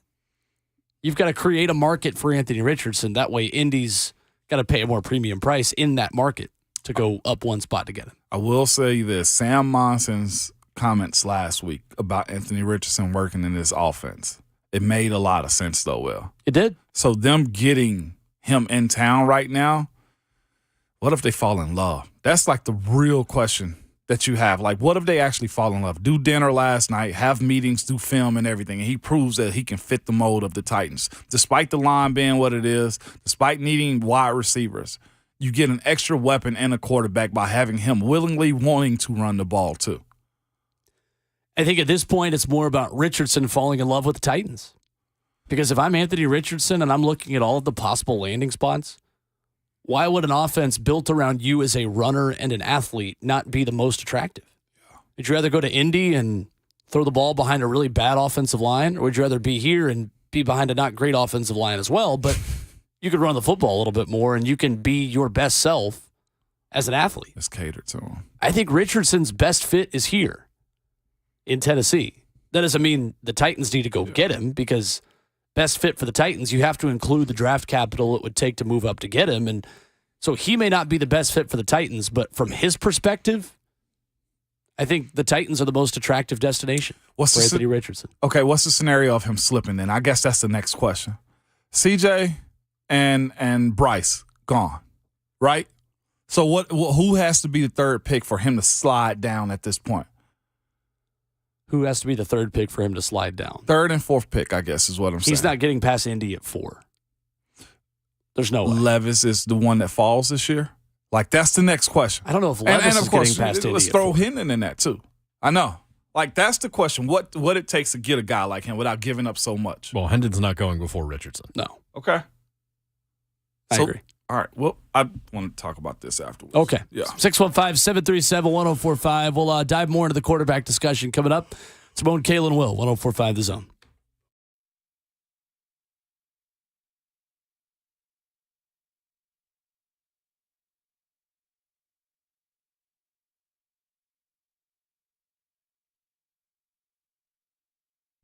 Hey, it's Kayla Anderson from 1045 The Zone's morning show, Ramon, Kayla, and Will, and I am a proud participant in this year's Visionaries of the Year campaign for the Leukemia and Lymphoma Society, and I have a special friend with me now. Olivia, you are battling this as we speak, and I know that treatments, they're not easy, right? And Dare to Dream, that's a campaign that is pushing for safer treatments for younger people just like you. How old are you?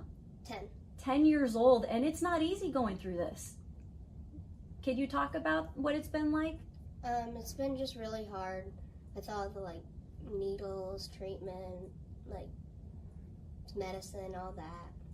Yeah, and this is something that you are going to win. You're going to win this battle, but we need all the help we can get to get the education out there. Our Dare to Dream campaign for, again, safer use in some of the things that are being done with the treatment. So Olivia, we always appreciate your time and we are proud of you. You are going to continue this fight and you can always donate. Every dollar counts. Just click on that QR code at the top of Zone TV, or you can just visit the Zone's website at 1045thezone.com.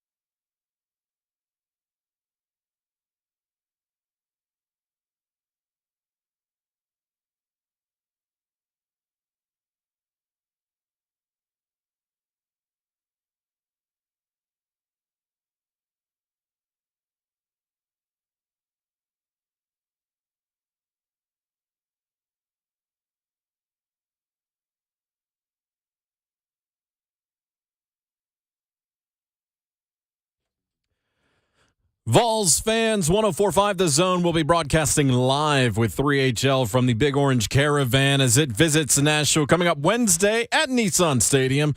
Tune in to hear from Tennessee AD Danny White, head football coach Josh Heupel, men's basketball coach Rick Barnes, and others. For more info, visit 1045thezone.com/events. It's quite a lineup. It is. Wednesday on 3HL for the Big Orange Caravan. Simone, Kayla, and Will, powered by All Four Seasons Garage Doors. Our teammates crushing it as always. Here at 104.5 The Zone. Everybody eats, Will. Everybody. That's right. So you want to continue the quarterback discussion here? I do. And this is basically a mock of what we're doing at this point, okay? Or just positions by what we say. So Carolina, let's say they go for Bryce. If the reports are true and Houston only wants Bryce and they don't want CJ and they go defense, boom, Bryce moves down. Arizona Cardinals they'll pick a defensive player probably, right? Let's just go that route. Non-quarterback, okay? I'll make the statement along the lines of what you're asking, that if CJ Stroud doesn't go two, yes. I'm curious if that incentivizes a different team to move up to 3. Okay. Because there may be teams that like CJ Stroud who maybe like him a bit more than they do Richardson. Mm-hmm. And so who out there is interested in CJ Stroud? Does Vegas move up to 3? You see what I'm saying? Okay, so to go get CJ. Let me just go that route for you too then. All right, so Arizona, that's non-quarterback. Colts, let's say they pick CJ at that position. Non-trades is what I got going on right now. I'm just talking about the skid to get somebody's going to fall off. What's the conversation, right? Indy's taking a quarterback. So Seattle, non-quarterback. Detroit, non-quarterback. Seattle could take quarterback. You think quarterback? If Richardson is there for Seattle at 5, I think Richardson is a Seahawk. Okay, so Richardson. All right. No Will Levis just yet. I'm just looking at who's going to be the quarterback to fall back this year. Detroit, Levis, no. Nah, they're taking a corner. Vegas, I was told potentially is going after a lineman, a tackle. They've left had tackle issues. Or quarterback. Yes, left tackle or quarterback, and this could be the first tackle going off the board, hypothetically. Atlanta, non-quarterback. They're going either offensive line. Oh, again, if I Richardson's know. there at 8, which I don't think he is. I don't see them going for Richardson. Atlanta. Yeah. Maybe too premature. I don't know. Okay. All right. And we don't. This is the reason we're going through this. All right. So Bears, non-quarterback. Bears are offensive line. Yep. Philly, non-quarterback. Philly's best available. Yeah. So other than quarterback. Titans. Well, so Levis is there. Is where we're at right now. Oh God. But let's go non-quarterback. Okay. Those are Will's trigger words. They heading into the draft. are. That was an authentic reaction. So you see what I'm saying? Like 11. He's hurt right now. Can't spell 11 without Levis. Can't spell Levis without 11. Nathaniel. Brad brought this up. Brad Hopkins yesterday brought this up. The 11th pick is what he was. There's been, I think, since him, 3 franchise quarterback. Him, Ruse, Taylor, and potentially the next guy behind him. So you're probably going to go tackle there. Depends on who's there. Depends on who's I don't take Broderick Jones at 11. Okay. I would take Peter Skronsky or Paris Johnson at 11. Well, he was thinking Skronsky goes Chicago right there. Probably. Didn't you play with the quarterback that was picked at 11? I did play with a quarterback picked at 11. Patrick Mahomes was 12. Interesting. So the question is, Will, if Levis is there, do you pass? Because if the Titans pass him, I don't know who's picking him up at that point. Tampa. You got Houston again, Jets, Patriots, Green Bay, Washington, Pittsburgh, Detroit, then Tampa at 19. Tampa. So he's the quarterback to fall potentially. Why wouldn't the Patriots at 14? They have Zappy. They have Zappy. Zappy and Jones. I mean, no, they are full. They are full. I will side with Will on that one. They got 2. Not if you're ready to move on. I don't think they're that ready to move on. I would have thought I'm they'd posing dealt the him. question. Yeah, it's fair. So you find yourself at 11 potentially with a quarterback prospect. Why not 16? With the Commanders. 16 with the Commanders. Yes, you have Sam Howell. Sure. And who did they bring in? Was it Brissett that they brought in? Yep. I believe so. Yeah. So why not? Huh. See, I am going to continue with this philosophy of people trying to get franchise and elite quarterbacks that you may just keep double dipping. I just hate You that. may just keep going in. But I don't think you can get a franchise quarterback at 16 in this year's draft. But wasting again, it, right? But again, it depends upon what you think about the player. Yeah. Because I'm telling you, look, Anthony Richardson's athleticism is beyond the charts. Mm-hmm. It is Michael Vick level. Yep. I have no faith in Anthony Richardson right now as a quarterback. It has to be the right situation for him where he's sitting at least a year. At least. That's my feeling. I won't say at least. If you're not starting after year one, you're in Jordan Love situations. No, again. but I'm saying that could even be like a couple games into year 2. Okay. Yeah, that's what I'm saying. Okay. But I mean, he's sitting year 1. I don't think Jordan Love's in a bad spot though right now. But he got no film, no reps, no anything. Okay. But then that also means he only got 1 year to prove himself too. Probably. Because he's on 5th-year option timeline right now. Oh, yeah. I would rather have him than Anthony Richardson, too. I feel you. I will agree Which with that. isn't going to happen. But. And here's the thing. I want to believe in Richardson. I want to do it. I really do because of that just sheer elite athleticism. What it could be. Yeah. But that's again, and Sam Monson mentioned this last week, it's the biggest gamble you can take. Mm-hmm. And again, if you're the Titans right now and you're especially general manager Rand Carthon, if you take that one, your entire career is on the line. Boom, on that pick right now. Yes. And I'm not saying he can't do it or isn't willing to do it, but that's the fact of the matter. Right. That's the truth. 615-737-1045. And coming up next, ESPN.com ranked 7 guys whose stock has risen the most since the beginning of the football season last fall. One of them a Tennessee Volunteer. Another one a player that I think could be a Tennessee Titan on day 2 or 3, probably day 3, on the defensive side of the ball. One guy who I think is the exact kind of athletic freak the Titans will be pursuing at edge rusher. Coming up next at halftime of the show, Eric Cain at 8:20. Much more still to come. Ramon, Kalen, and Will, 104.5 The Zone.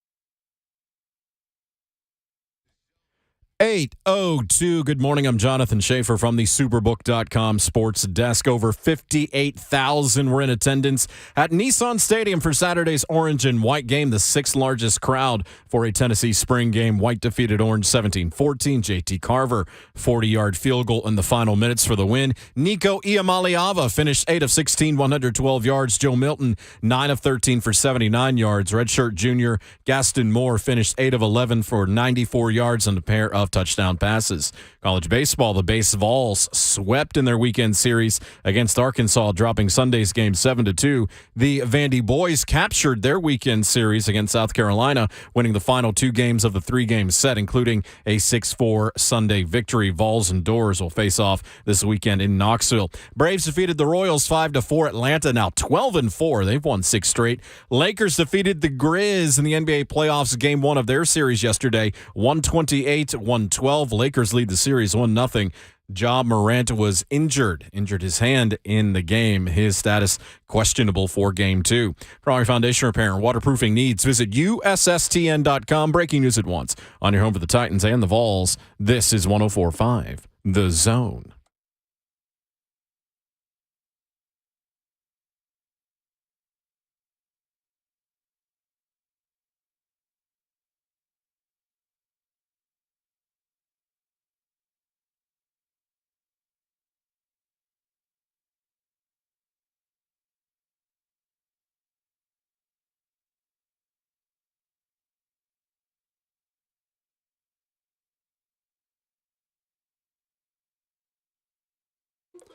Second half of the show, Monday morning continues on Ramon, Kayla, and Will, powered by All Four Seasons Garage Doors, with our 11-year NFL veteran and Vault for Life named Ramon Foster. Hey. Call him the Big Ragu if you want to as well. We've got the best producer in the world, Jonathan Schaefer, behind the glass, pushing all the right buttons. The best producer in the world! Pushing our buttons for 4 hours a morning, that's for sure. I get paid to do that too. And Eric Cain of Volquest joining us in 15 minutes. Ryan Schumpert of Rocky Top Insider at 9:20. My name is Will Bowling. Great to have you with us on a beautiful Monday morning in Middle Tennessee and beyond if you're watching around the world. Man. On 104.5 The Zone TV. As Uncle Paul said earlier, okay, it's beautiful outside. Will, you told everybody that in the 6 o'clock, and it's even got more beautiful outside, okay? Enjoy this springtime, okay? It's great to be alive and free in Tennessee. It is. Hallelujah. Man. Goodness. So ESPN.com, Ramon. Yeah. 7 players who have helped their stock the most. Seasonal list? There we go. List season, ladies and gentlemen. This season. SZN. I'm more likely to read a list when the Tennessee Volunteers number 1 on the list. Straight up. Darnell Wright. Tackle. Tennessee. Yeah. We were just talking about the Washington Commanders pick. Mm-hmm. Very strong case for him to go to Washington. Really? Yeah. Okay. Yep, 100%. Saying that his body of work is the biggest reason he's risen, according to Scouts Inc. and ESPN.com, saying scouts had a 3rd-round grade on him at best in August. They thought he had been inconsistent as the Vols' left tackle in 2021. So in a lot of databases, he opened the season as a day 2 or even day 3 pick. The turning point was literally game 1, they say. September 1st, when Wright lined up at right tackle in the Vols' season opener against Ball State. After the 2021 season at left, he goes back to right and resulted in him playing with better footwork and technique this past fall. The biggest reason he rose, 52-49 win over Alabama, and Crimson Tide, DJ Dale, and Will Anderson only having 1 sack. That's tough. Pretty good. That's real good, man.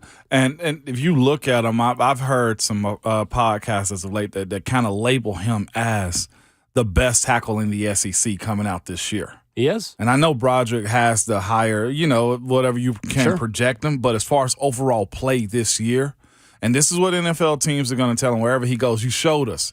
Now you got to show us every single week. That dude is the dude we're looking for week in and week out. Couldn't have had a better year to be hot, Will. And I'll be honest with you. In the beginning, I looked at it sideways and they said he only wanted to play right. I get it. I'm thinking left tackle is the prime position. But in today's NFL, you know how I say it all the time now, they send their elite rushers over the right tackle side too. That's where Harold rushes. That's where T.J. Watt rushes. That's where Von Miller rushes. Like, Michael Parsons rush off that edge. Like, only person that traditionally, I ain't going to say one of the main guys that rush over the left tackle position, Myles Garrett is a guy that rushes off of it primarily. But most teams have, like, look at Philly's front line. They rush off the right tackle edge too. Right. Oh, good for Darnell, man. Right tackle's value has gone up a lot. Yeah, it's great for him, and certainly a guy that has risen as much as anyone else. A couple other names we've talked about that made this list. Luke Musgrave, the tight end from Oregon State, one of the fastest risers, a guy who suffered a left knee injury week 2 for Oregon State against Fresno State, had surgery, didn't play the rest of the season, but had 11 catches for 169 and a touchdown over the Beavers' first 2 games of the season.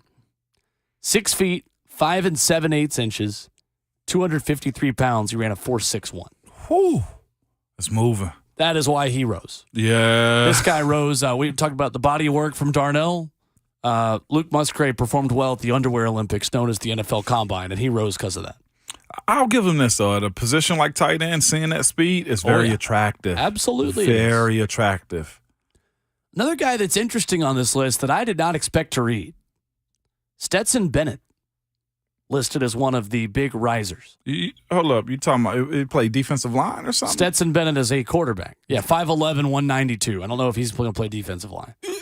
He might play defensive line for some high school football programs. Stetson Bennett that had the offseason woes too? Mm-hmm. The pre-draft issues? Him? Here was their reasoning.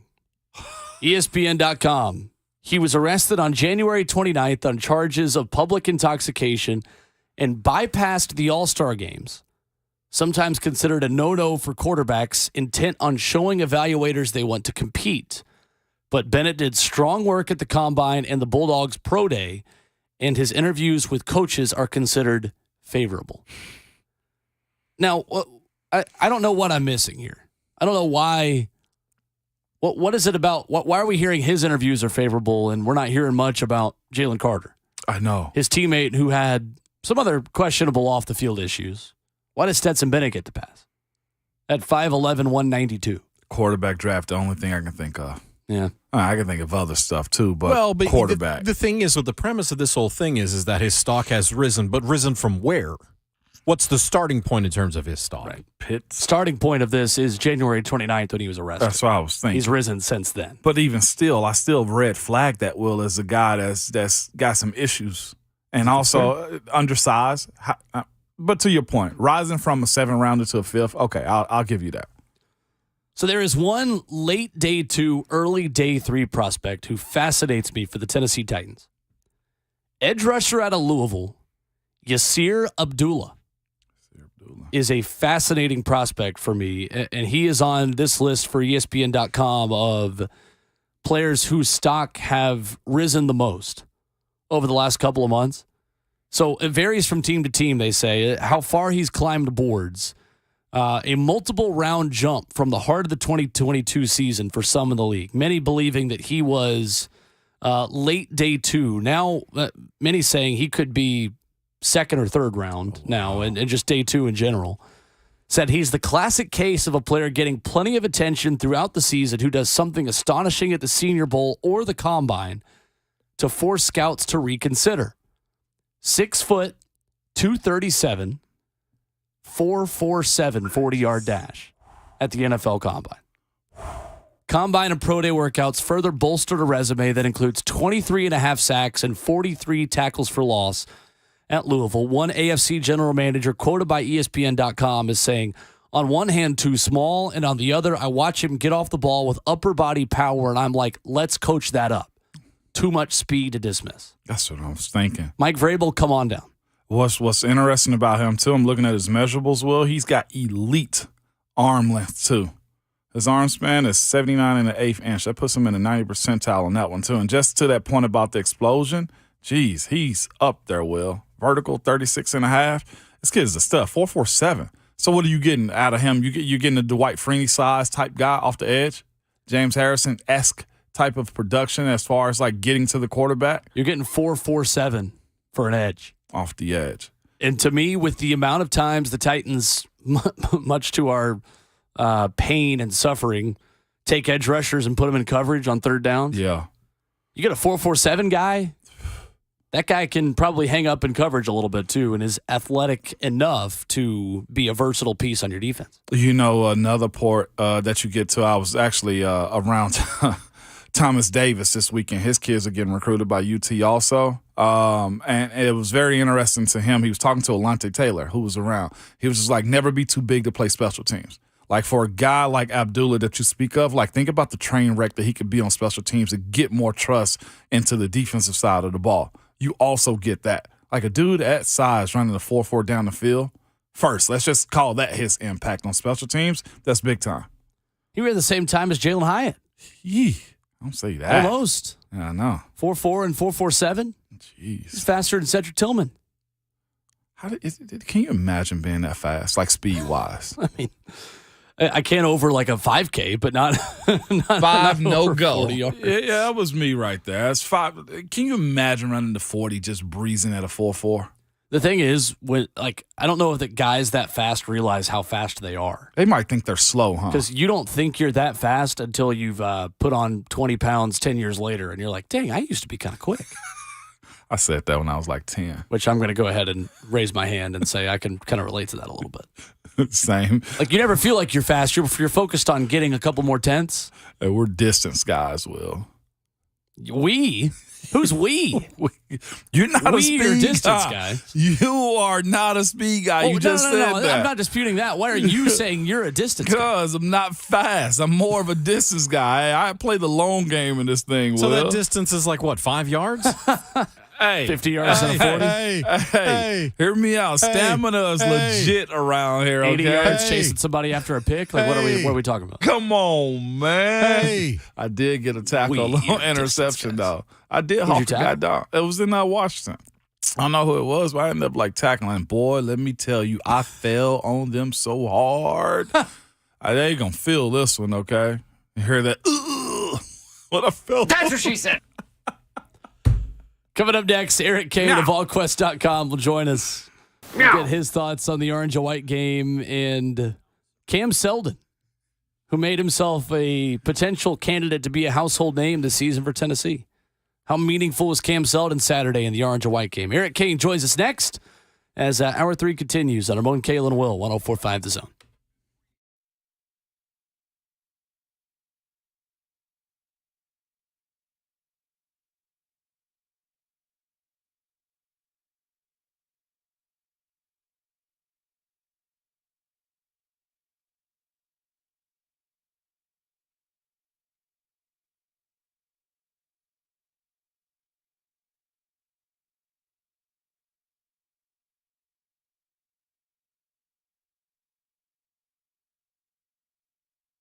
If you've been here for a while, you know what a big deal this is. The Genesis Diamond Spring Store Wild Sale event is here. This weekend, 3 incredible days. It's Friday, Saturday, and Sunday. This is the big one with unbelievable store-wide savings up to 35% off. You have rings, earrings, bands, bracelets, pendants, thousands of engagement ring settings, plus natural and lab-grown diamonds also available. Special pricing across the board with 0 interest financing as well. This is the event where the staff at Genesis know they can break all of the rules. Plus, world-class designers have flown in with all new collections of fashion from New York and California. This is the stuff you can't find anywhere else, and it will all be on sale. And if you're getting engaged or have a special event coming up, graduation, right around the corner, Mother's Day, fellas, anniversaries, birthdays, you can't miss this incredible buying opportunity. And Genesis has opened up the vault for this with the largest collection of GIA-certified diamonds you can imagine. All shapes, all sizes, at prices you've never thought possible. Don't miss the expanded selection and the extreme value pricing. People drive for hours to be a part of this, up to $10,000 off some items. It's this Friday, Saturday, and yes, even open on Sunday, exclusively at Genesis Diamonds and luxury pre-owned Rolexes. At both locations also, Green Hills and Cool Springs. See store for details.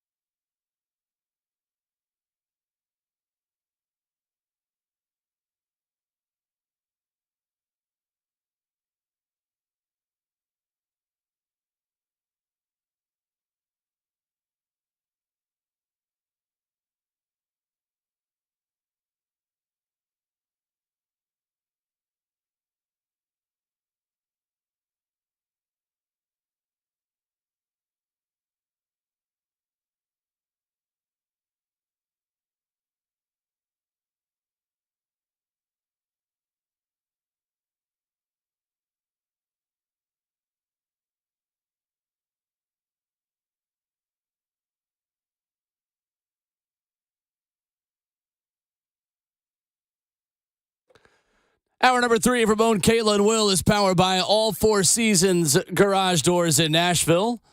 When trust matters, count on All Four Seasons Garage Doors, professional garage door installation and repair from a locally owned and family-run business. Visit allfourseasonsgarages.com/Nashville. With Ramon Foster and Jonathan Schaefer, our producer, we go to the Marks Payne Real Estate Hotline and check in with our guy, Eric Cain of Volquest.com. Good morning, Eric. How are you? What's up, boys? Good morning. Good morning. Eric, are we ready to declare it a quarterback controversy between Joe Milton and Gaston Moore after the orange and white game on Saturday? Maliava. I was going to say, you guys better throw Gaston Moore's name in there. A little 2 touchdowns. Looking good. Hey, all seriousness, man, that's what you want to see from Gaston Moore, so good for him. It was a fun spring game on Saturday, yeah. You know I'm always going to give respect to the walk-ons. There's not many things I do on this show. That's one of the things I'm always going to do on this show.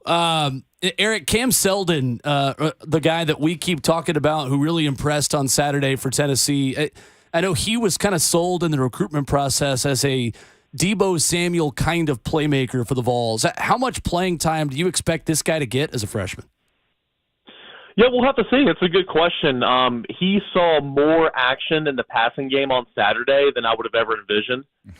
15 practices in as an early enrollee. I think he had like 3 or 4 receptions for about 50 yards. They put him out in the slot at one time, and they threw a little swing pass out there to him. And, that was scripted and everything. But, yeah, that was great to see, right? And as long as he can stay healthy, he's been dealing with a little bit of a shoulder this spring practice, and it looked like it might have been bothering him just a little bit on Saturday, but he's athletic, he's quick, he's so athletic in terms of, hands, getting upfield in a hurry, being patient. You saw his patience on the touchdown run. As long as he can continue to grasp the offense, I think that they'll continue to give him more and more of a piece of the pie, if you will. So I think that he'll play a little bit this fall. We'll see how much that is, but he gives you a different dynamic at running back and kind of also adds a different element in there in terms of being able to catch out of the backfield. So we'll see. He looked good on Saturday, that's for sure. More important matters real quick, man, before we get back to the players. It was about, like 87,000 people inside of Neyland on Saturday? Ramon, Eric had this take last week when we guessed the attendance where Ramon said he thought there'd be 87,000 people. I said 60. Ooh. And now after it was announced as 58, Ramon is still saying, no, I think they counted wrong. Oh, hey, Ramon's my guy. 87's a little aggressive there. Telling you. However many there was, of course they blocked off that portion of the south end zone because of the construction of the concourse. That place looked packed. Yep. And I was up in the press box, but I heard walking around through the concourse and going to your seat, it felt like a Saturday at Neyland Stadium. I know getting in there was a little busy, so hats off to the Tennessee fans who came out and had a Saturday at Neyland Stadium. A little bit of a different experience, but that was awesome. 6th largest crowd ever for a spring game.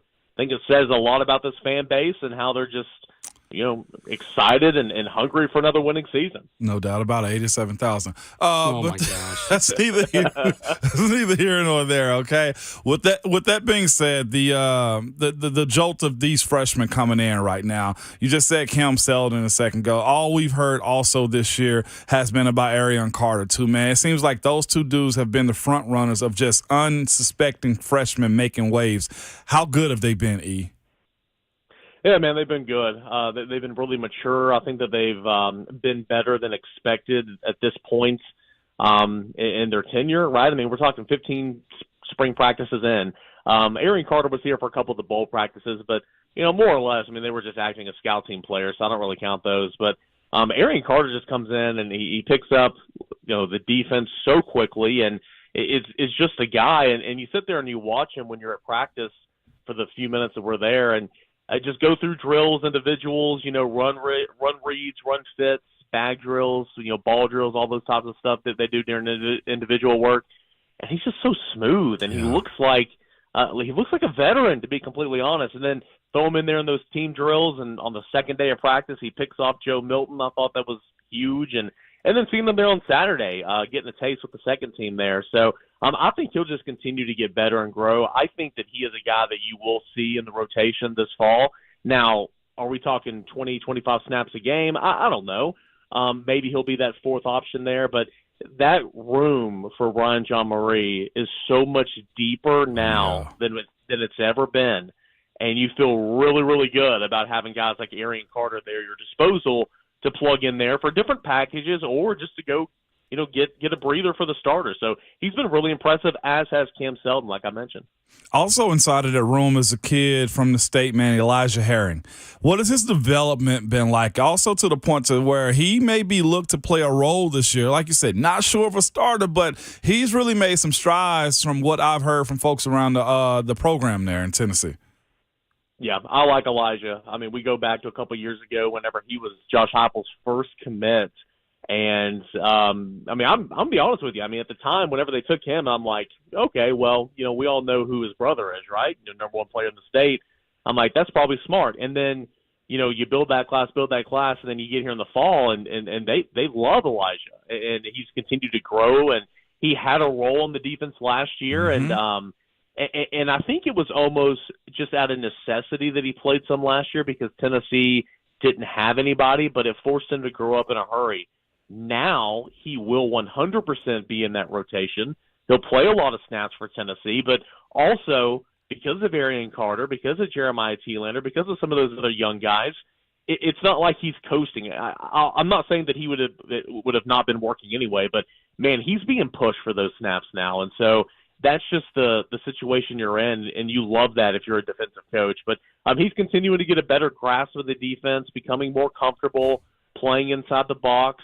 He's gotten a whole lot of reps with the first-team defense this spring, and I think that's going to go a long way for him. But he's becoming a really solid all-around linebacker and a really nice mid-state production there from right around the area. So I'm happy for him, and I'm excited to see the role that he'll continue to have for Tennessee this fall. Eric Cain, our guest this morning on Ramon, Kalen, Will. Eric, I think you could make the argument that Ronnie Garner's defensive line group may be among the most improved positions on this entire team. How much better do you see that group, and what did you see from Omar Norman Lott, who appeared to have a pretty good finish to a solid spring from all reports? Yeah, I mean, I pride myself. I mean, it's my job, right? To know Tennessee football inside and out, and so I'm sitting there watching the orange and white game Saturday, and I continue to see this number 98 just running all over the place. And I'm like, who is that? And I kept looking at my roster. I'm like, oh, that's Omar Norman Law, the new guy. Okay, learn his number. I mean, he was everywhere. Everywhere I looked, I could see 98 just flashing, and I think that he's pretty quick. He's got good explosion. He was in the backfield a couple of times, and at first I think that he came in and no one, you can get recruited by the guy and everything, but no one truly knows a Rodney Garner until you go through it on that practice field. Mm-hmm. And so I think he was baptized by fire a little bit the first week or so of spring practice, and then he adjusted and learning the system and the scheme, and I think he's starting to settle in. But yeah, that line, that group, again, Rodney Garner's going to play 10 to 12 guys, and it's a rotational position led by Amari Thomas, who will probably get the biggest chunk of the pie. And whoever that starting Leo is, and Omar Norman Lott's just going to add to that. And so Tennessee's defensive line did some really good things last year, really good against the run, setting the tone there. The step for them this year, and Omar Norman Lott's going to have to add to it, is to get after the passer from your front four. Mm-hmm. You've got to do that more consistently to help your back end out and not just get to the quarterback when you're bringing somebody from the second layer. You got to get to them from the front four. But I think Omar Norman Lott's a guy that will help with that for sure. And then, of course, a couple of different Leos who will come off the edge. So from one position, Eric, where you're going to rotate a lot of guys to another one in the secondary, how long does it take for a Christian Conyer to step in and become a legitimate player for Tennessee on the back end of this defense? How many weeks do you expect it to take before some of these freshmen and newcomers really start to get some considerable playing time? It's a great question. I don't know if it'll be, right out from the gate on game one. I don't know if we're going to see, Ricky Gibson and Jordan Matthews and Conyer, as you mentioned, continue to, find a role in this defense, early on. But they're pushing those guys, and you want them to be pushing the Danico Slaughters, the Kamal Haddons, the Warren Burrells, all those guys that, played last year and did some things. And, of course, Judy Lawley's new. You want to see the John Slaughters really pushing the Jalen McCulloughs at safety and the Wesley Walkers and the Jordan Thomases and everything. So that's the biggest thing with the secondary right now. They returned so much, and they had some guys that were out this spring, like Brandon Turnage as well, who you would think is going to factor into it somewhere, right? But they returned so much. But they also returned guys that, simply put, just got to be better. They got to be so much better. And so this competition where you have alternatives that you can go put in there and play, or you just have guys that saying, "Hey, I'm gonna try to take your spot. What are you gonna do about it?" I mean, it's just gonna make Tennessee so much better, and you've seen that this spring. So we'll see. I think Gabe Judy-Lawley, of course, the transfer, is gonna play this year. I think Danico Slaughter is the best guy they have at cornerback. I think he's gonna play, but I feel like maybe more so than this year than in years past, you will see Willie Martinez play more guys because he trusts more guys. A lot of times he would just stick with his guys out there because he didn't trust anyone else to go out there and get snaps at safety or at cornerback. I think that might be different this year, and I think that will help Tennessee out a lot because there'll be some games where, hey, your safety's just slow over the middle. He's slow. You got to go get him, and I think Tennessee has the ability with some of those young guys to do that this year.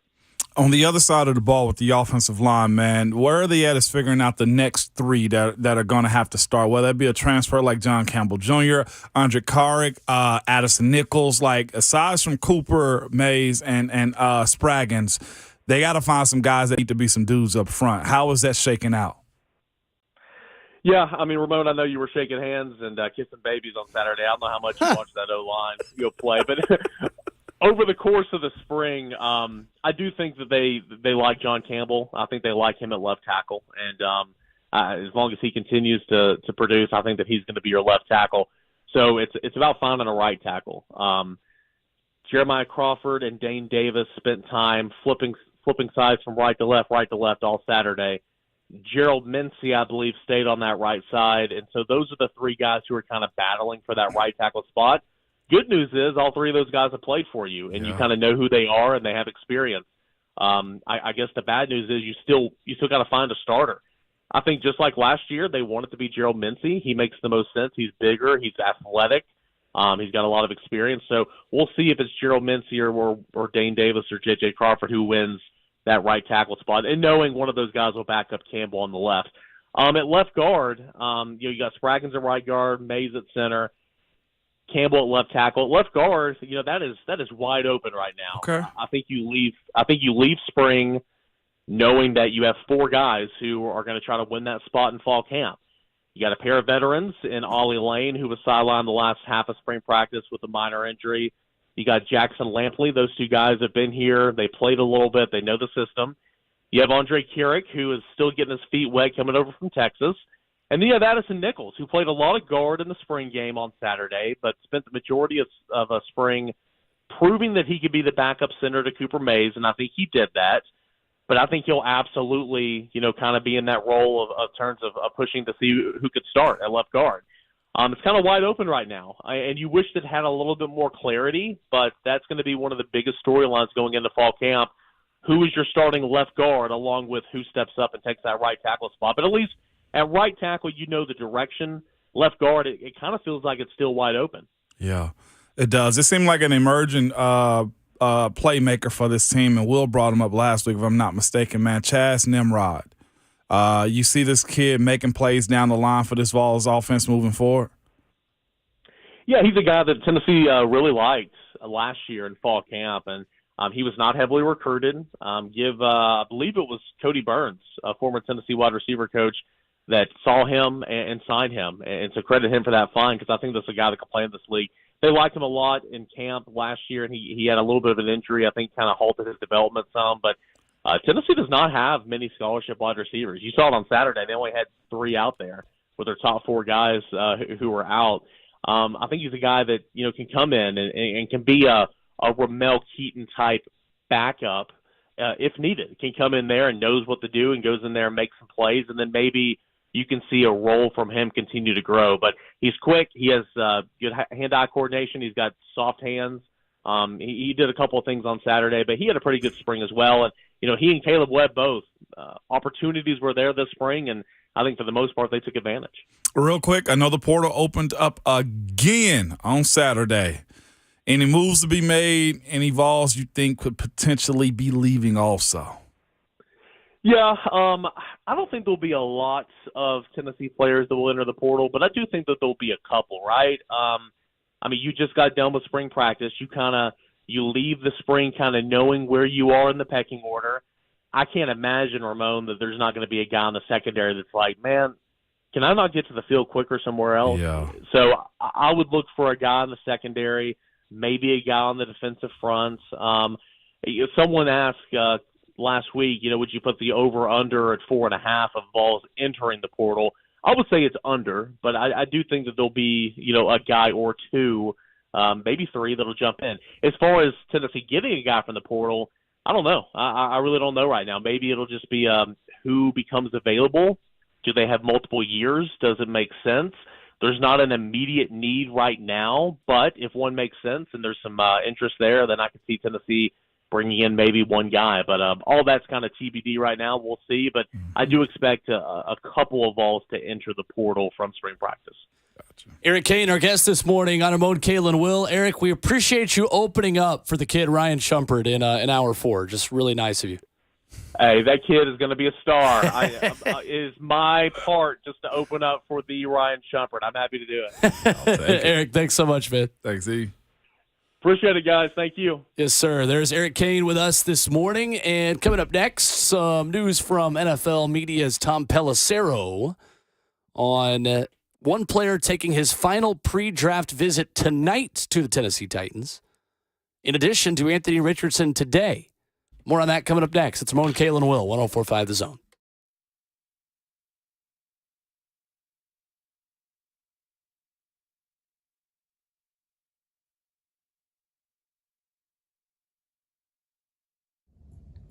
Hey, it's Kayla Anderson from 104.5 The Zone's morning show. Ramon, Kayla, and Will, and I am a proud participant in this year's Visionaries of the Year campaign for the Leukemia and Lymphoma Society, and it is my privilege to be sitting here with Olivia. She is going through this battle right now at 10 years old. I know it has not been easy for you. You've been going through treatments and continue to. Why is it so very important for people to donate? So we can get easier treatment options, and it will help the research of leukemia and lymphoma. Yeah, and this is such a strong young lady, and every little bit will help. Like she said, the Dare to Dream campaign for safer treatments. This is not a disease that discriminates. It hits all ages. We've seen athletes that are dealing with that right now as we speak. But Olivia right here, she's going to win this battle, and we are here to help. So you can easily donate. Every dollar counts. Just click on that QR code at the top of Zone TV. You can just also go to 1045thezone.com.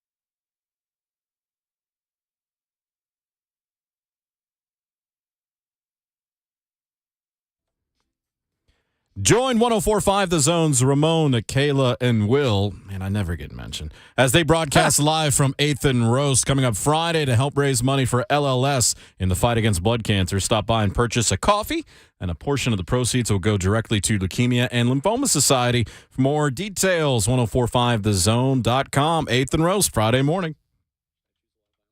That's right, 8th and Roast, Friday morning, where you can find us. Look, Jonathan, you should just show up. You should. Just show up. Oh, I could do that. Just bring the Zone TV kit. Yeah. Oh, no. Joe Hawk goes to remotes. No, I'm good. Okay. No, That's what I was going to say. Does that board work on like automatic? I don't. It don't go on I don't actually autopilot? want. Wait. I don't actually want to work. I mean, come on. Now. What are we talking about? All right, well. If I'm going to work, I'm going to stay right here. Back to the shadows. It's funnier when you do it. No, Friday morning's going to be fun, man. For a good cause for Team Kayla and her events that are wrapping up here over the next couple of weeks for the Leukemia Lymphoma Society. Come by 8th and Roast. You're going to get the best coffee in Nashville. Point blank, no questions asked. You're going to get the best croissants, breakfast sandwiches. They got that ham and Swiss in the middle of the croissant at 8th and Roast. I hadn't had that one. You love that one. Gosh. Croissant. The chocolate croissants, the homemade Pop-Tarts. Yeah, the homemade Pop-Tarts will make you smack coffee. your best friend, Dude, okay? You smack your friends anyway. You smack me all the time. But the croissant that was in the studio the other day, it was as big as your head, Will. Good stuff. Man, Will got a Domer Simpson, too. So that was super huge. That was wrong with me. Hello? That was wrong with me. Hello? I made a joke that wasn't a joke for you. Your head ain't that big. It ain't. Your ego is, but not your head. We're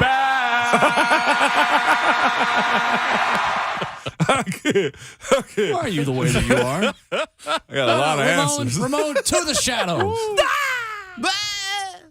Boston College wide receiver Zay Flowers will meet with the Titans tonight. Zay Flowers overall. Okay.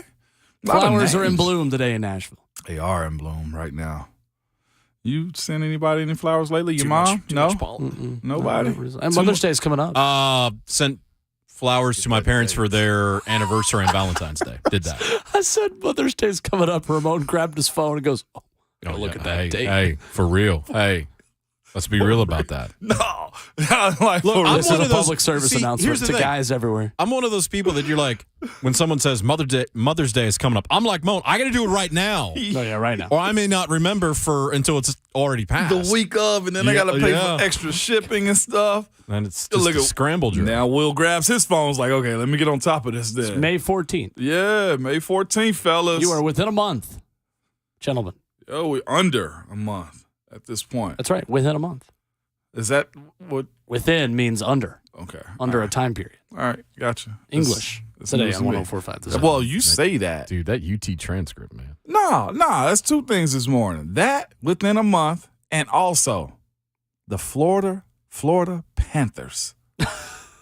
Still Ramon bothers didn't me. know the Florida Panthers were a team until apparently this morning on this show. That's totally fair. No idea. I don't think people in Florida know that the Florida Panthers are teams. Black people don't watch hockey. That's got to be racist. Absolutely not like that.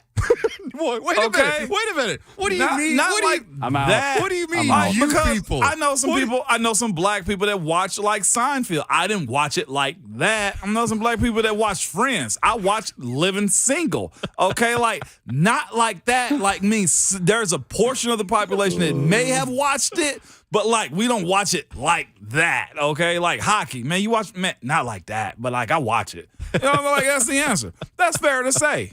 That's fair to say. Not like that. Not like that. Like, yeah, you get it. You get it. We can say that on air like that. You just did. Yeah, I did. So, Florida Panthers. Florida Panthers.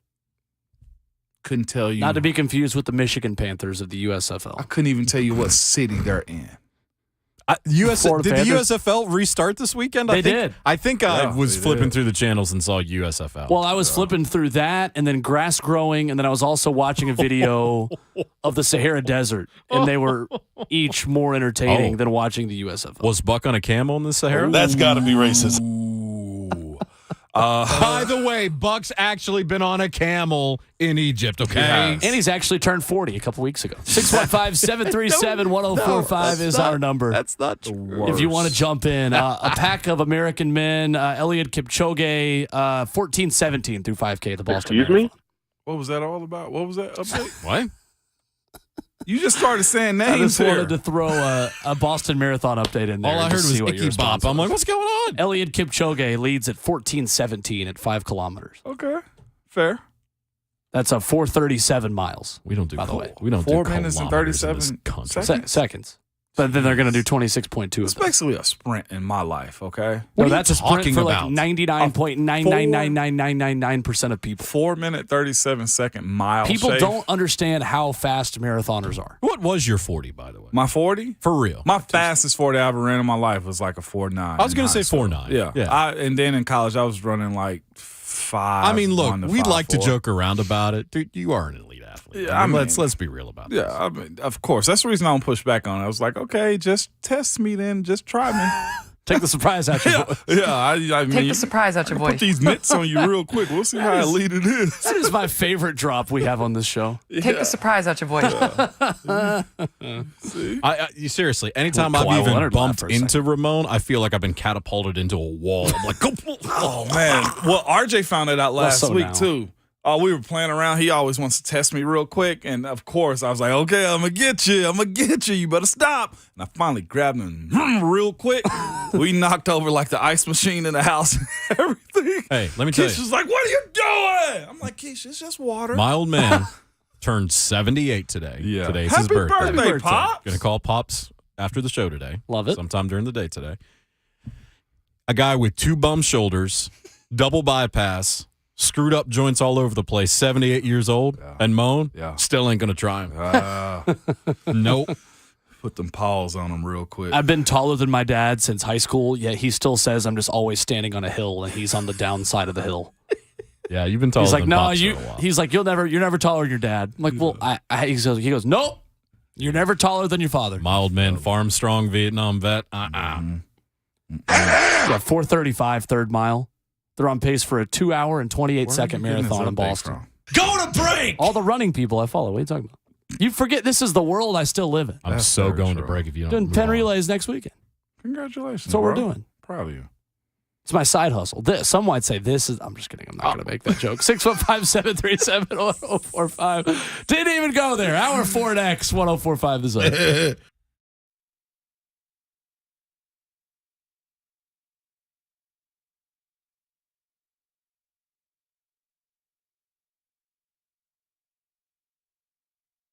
Wouldn't it be nice to walk into a business and just know that they're trustworthy? Well, at Two Rivers Ford, you can. Two Rivers Ford is celebrating their 40th year as a local company in our community. And let me tell you something. You don't get to be 40 years old without doing business the right way. Two Rivers Ford always does business with integrity. You get honest answers, zero pressure, and the best price possible. And Two Rivers Ford sell all their new non-specialty Fords below MSRP, so you know you're getting the best price. And another important thing about Two Rivers Ford is their salespeople don't work on commission, which means their only job is to find you the perfect vehicle. Trust me when I say you can trust Two Rivers Ford. If you want verification, just look at their Google reviews and check out their A+ rating from the Better Business Bureau, or look into the fact that they continue to win Ford's President's Award for customer satisfaction time after time. For a local Ford dealership you can trust, just remember these 3 words: Two Rivers Ford. Powered by Ford, driven by people.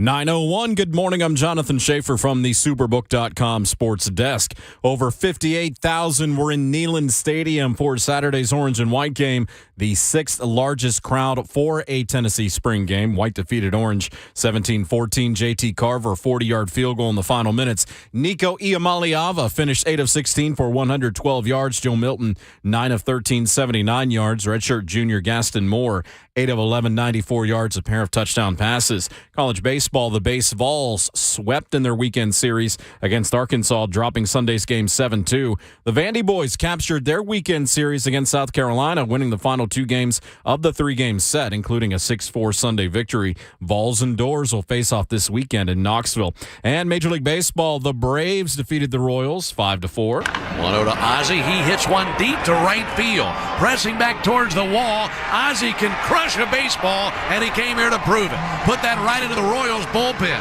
The Albies with a homer against Kansas City. Atlanta 12-4. They have won 6 straight. They have swept their last 2 series. To the NBA playoffs, Lakers 128, Grizz 112. Lakers lead the series 1-0 after winning Game 1 in Grind City. John Morant hurt his hand in Game 1. His status is questionable for Game 2. For all your foundation repair and waterproofing needs, visit USSTN.com. Breaking news at once on your home for the Titans and Vols. This is 104.5 The Zone.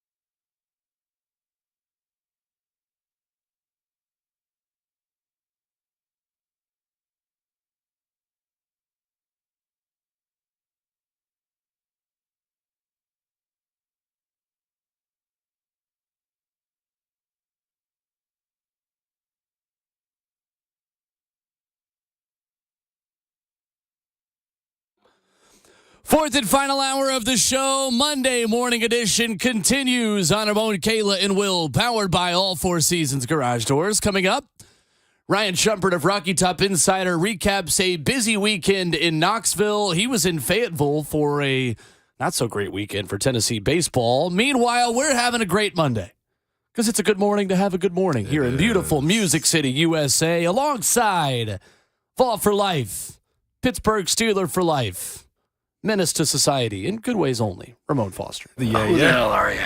Ramon. You know. Say my name. Ramon. Do what? Say my name. I don't have a damn clue who the hell you are. Yeah, you do. So you respect the bad guy? Ramon. That's right. Yeah.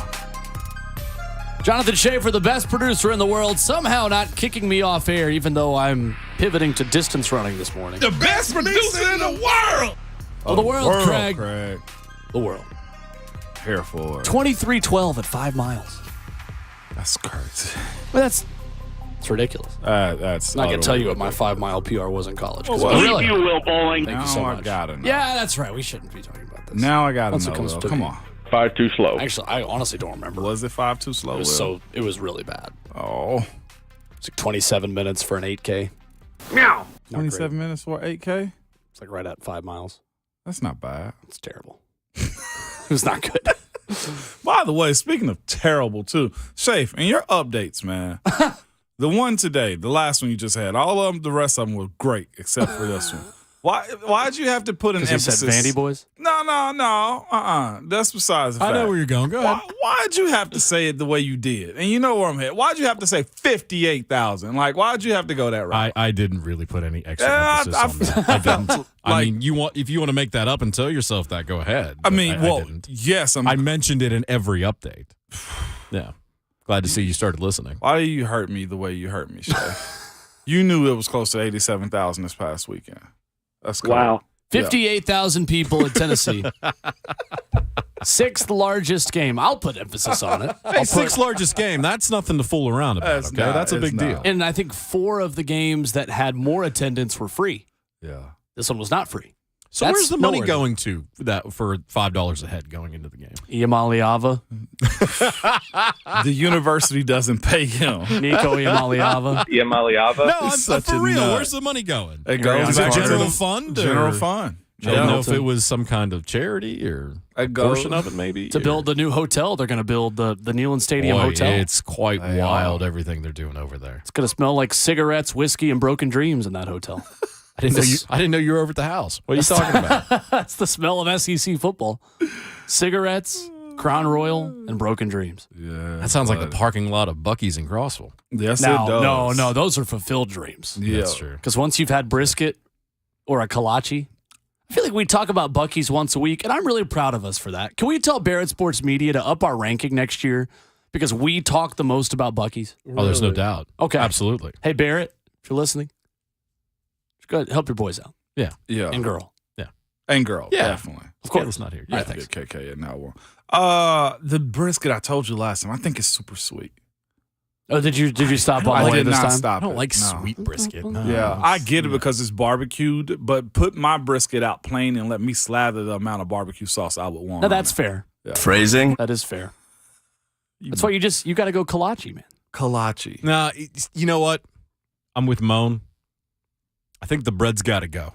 Oh, Yeah. I think the bread's got to go. Yeah. how dare you doubt our Or king, at least severely limited for Our me king beaver. moving forward. Severely limited. Excuse me. Safe. our God. Excuse me? That's a little much. Oh, I was going to say, I thought we put Did you no just man call the before God. Buc-ee's mascot God? No, the buck joke I man. make every time is that he's like the golden calf outside of Buc-ee's, like the statue. It's like bow down to your beaver king. False idol. Yeah. About to get slayed. Bow down to your beaver king. Thank you.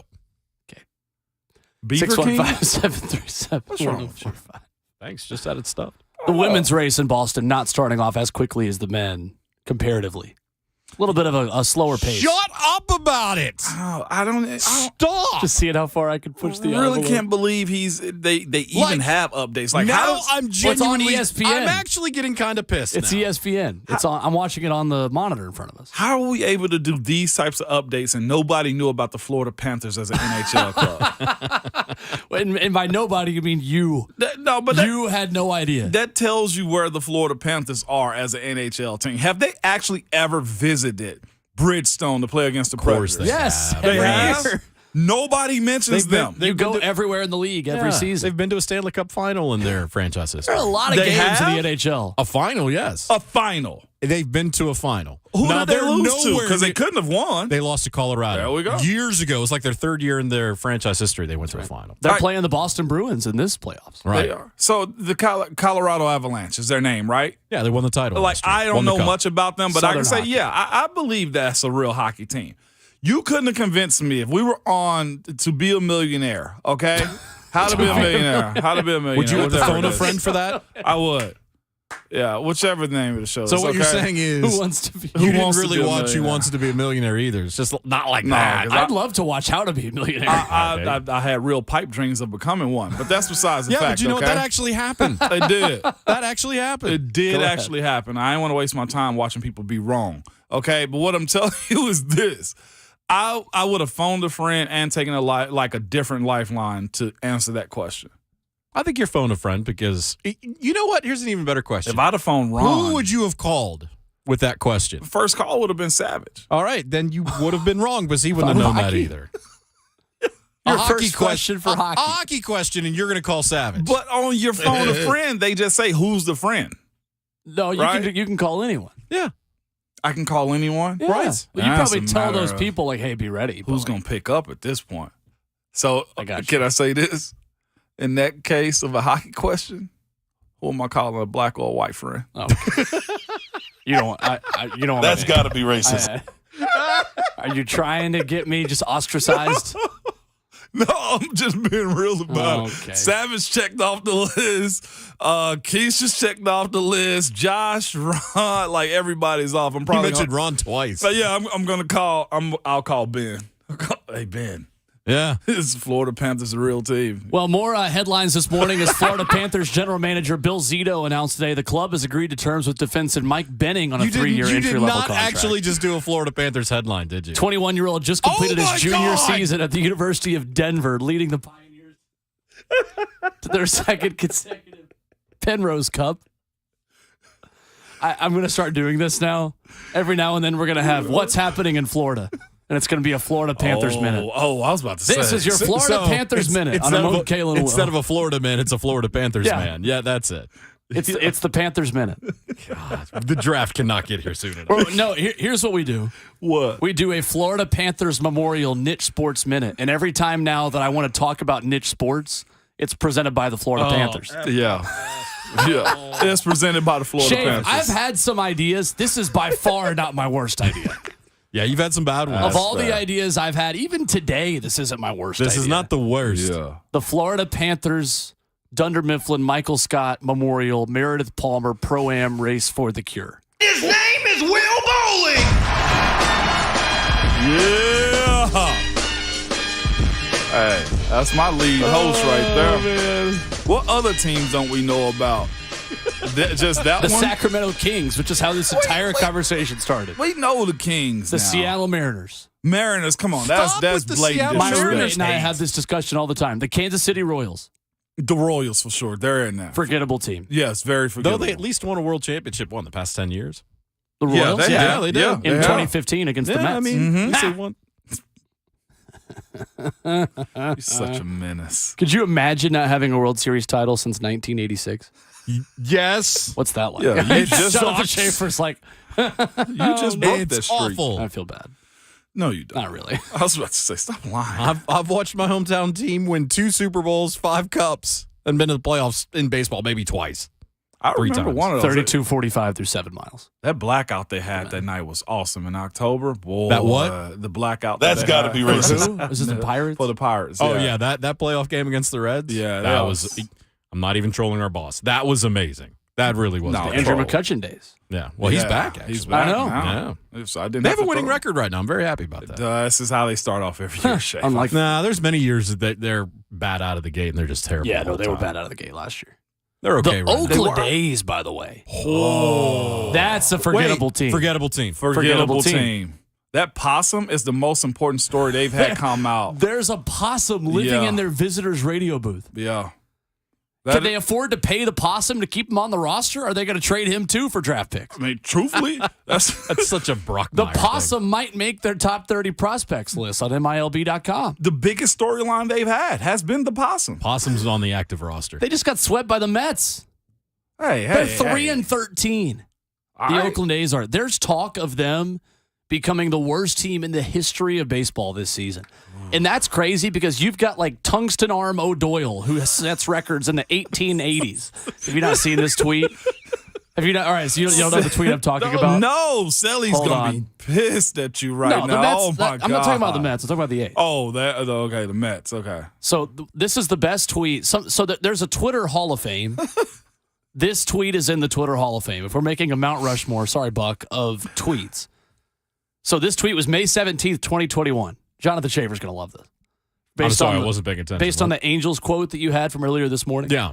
May 17th, 2021, this guy tweeted. I think about this tweet once a day. Every time I see an Angels highlight, it's like Mike Trout hit 3 homers and raised his average to 528, while Shohei Ohtani did something that hasn't been done since Tungsten Arm O'Doyle of the 1921 Akron Groomsmen, as the Tigers defeated the Angels 8-3. That's fair. Mike They Trout hit deserve 3 that. home runs and hits 500. Shohei Ohtani did something that hasn't been done since Tungsten Arm O'Doyle of the 1921 Akron Groomsmen, as the Tigers defeated the Angels 8-3. Ryan Schumpert coming up next. Talking Balls. It's Ramon, Kayla, and Will on 104.5 The Zone.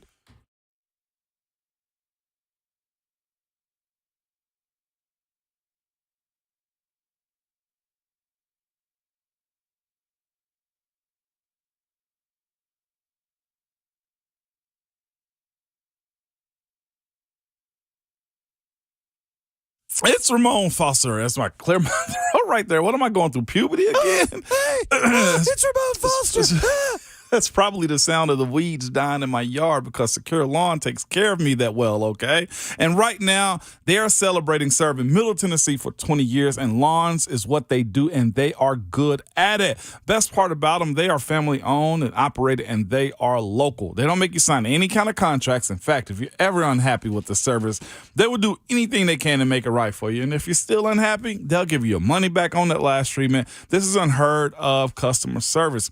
Secure Lawn offers free service calls, and if you're ever in need of something in between treatments, they'll come back and treat them for free. They protect all types of grass, and they service residential, commercial, and even athletic fields. So get a head start on your yard. Call Secure Lawn at 615-893-8455 or go to securelawn.com.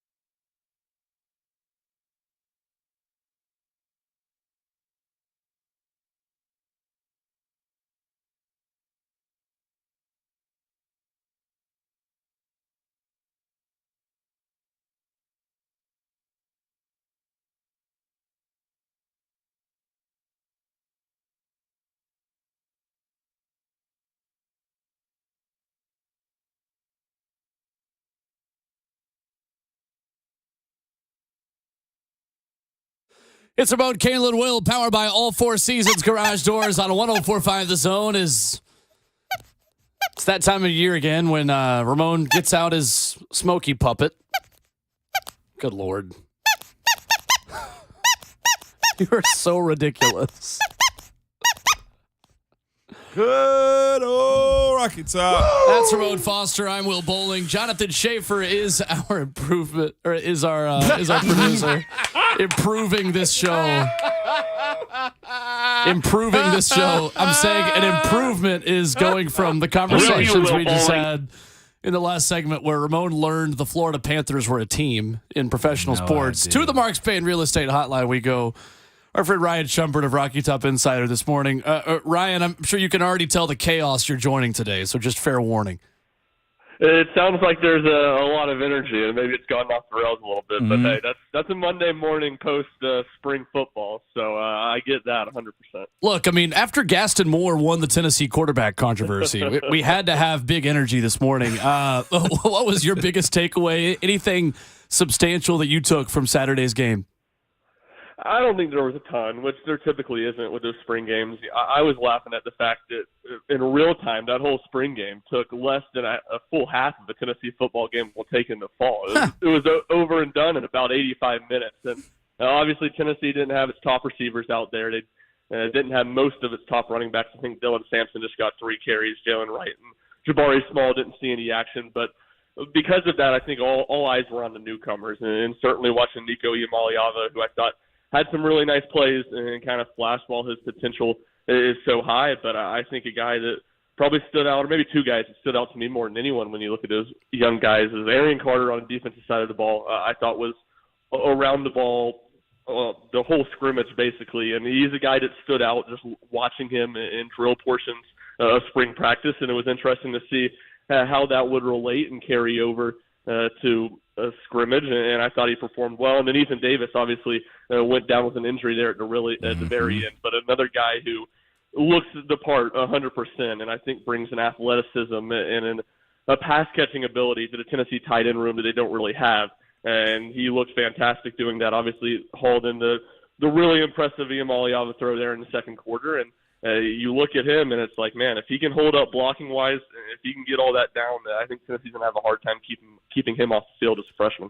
Ryan Schumpert of RTI, our guest this morning on Ramon, Kayla, and Will. Ryan, it's so interesting talking about some of these springs for Tennessee offensive skill players because Josh Heupel just isn't going to play a big rotation just by the nature of the no-huddle offense. And if you substitute, that means the defense obviously gets to as well. But is Cam Seldon doing enough to force himself into a role as well? Because, they've got a lot more depth at running back. But I love the idea of Cam Seldon just being a Swiss Army knife and doing a little bit of everything in this offense.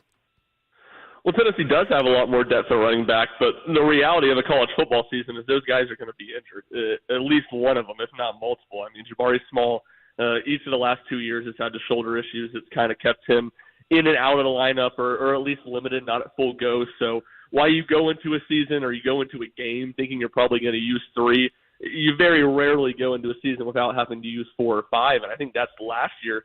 Where Tennessee didn't have those numbers. It was really stretching thin if they had to do that. This year, I think they have great options. And when you look at Cam Seldon and then Deshaun Bishop too, Khalifa Keith will come in the summer, will be another guy that's obviously playing catch-up. But I think Cam Seldon's probably the top one of those freshmen, and certainly the number of different things he can do out of the backfield. And his skill set is really, really fascinating, really, really intriguing, I think, for the long term. But like you said, in the short term, I think one of those guys is going to get opportunities, and I think Seldon's probably the most equipped to take advantage.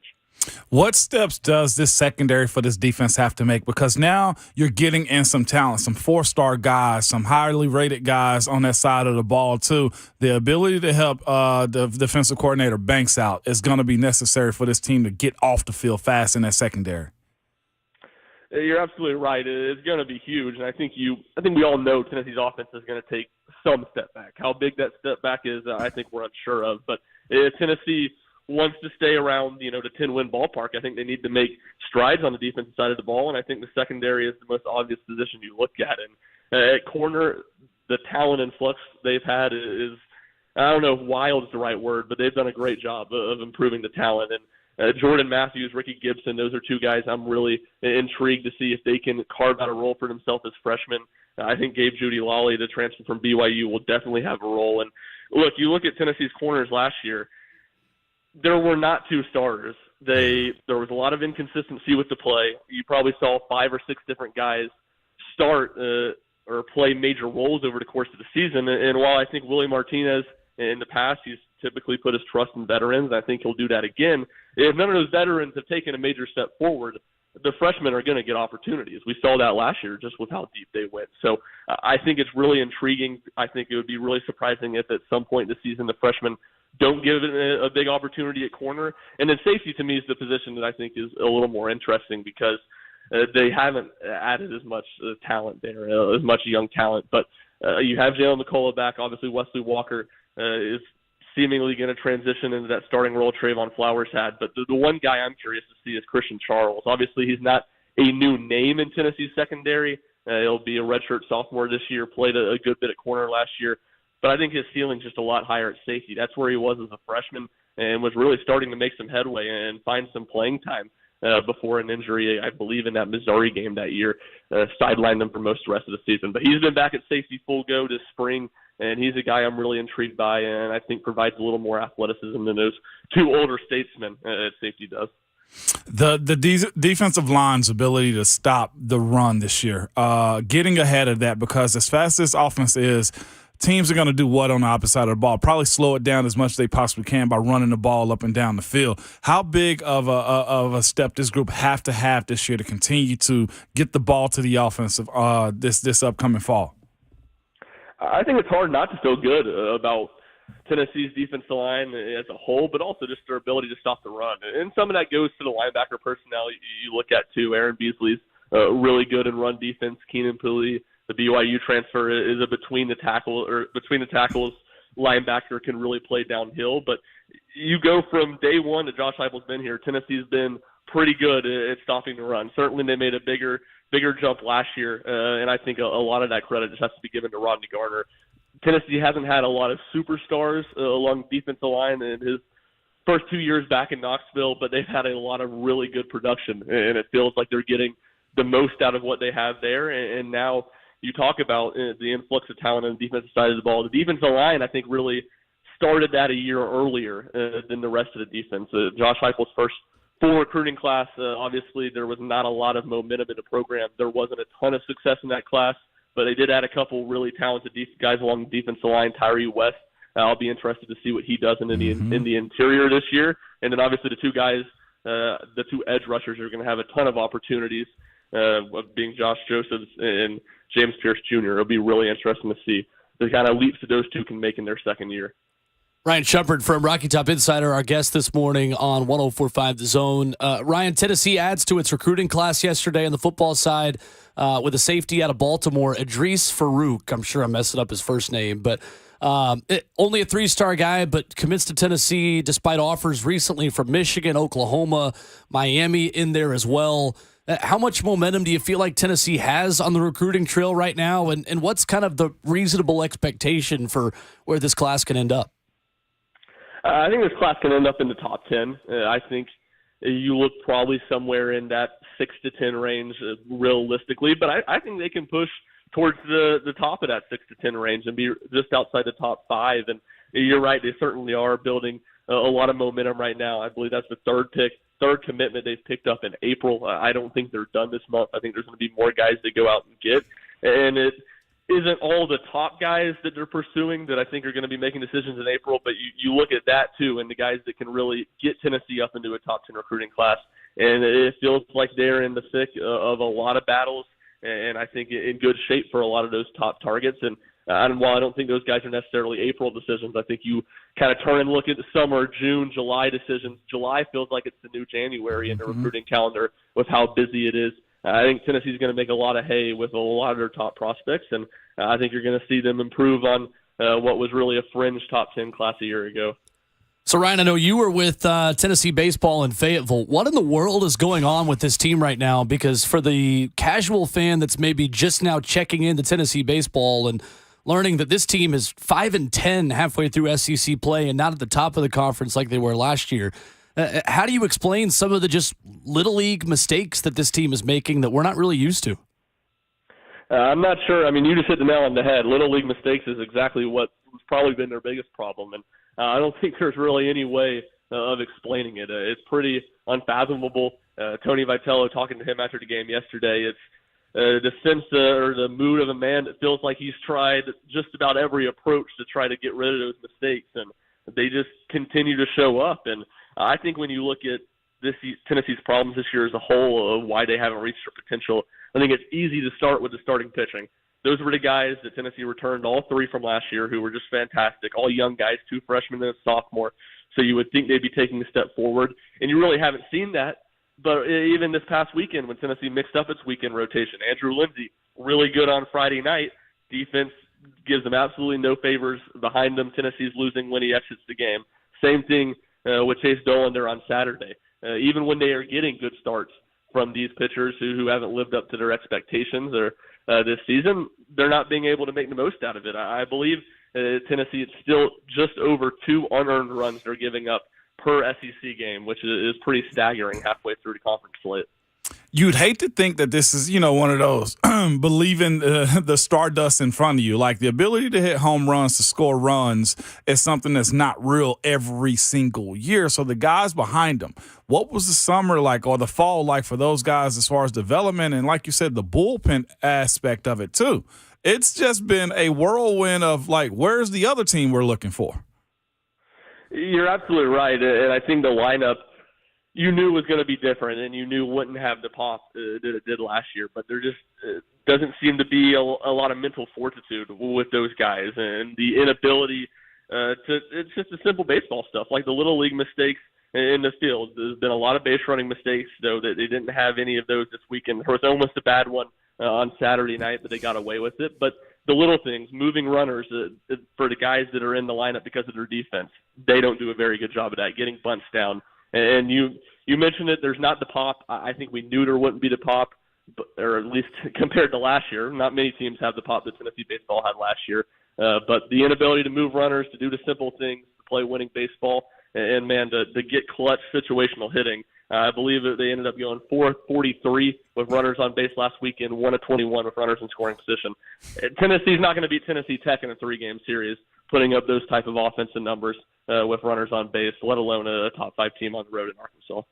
So when it comes down to what happens moving forward, because Tony Vitello's tone in those after-game interviews seems like he's a little bit fed up at this point right now. So where's the answer for a team that has talent but not really tapping into it at this point?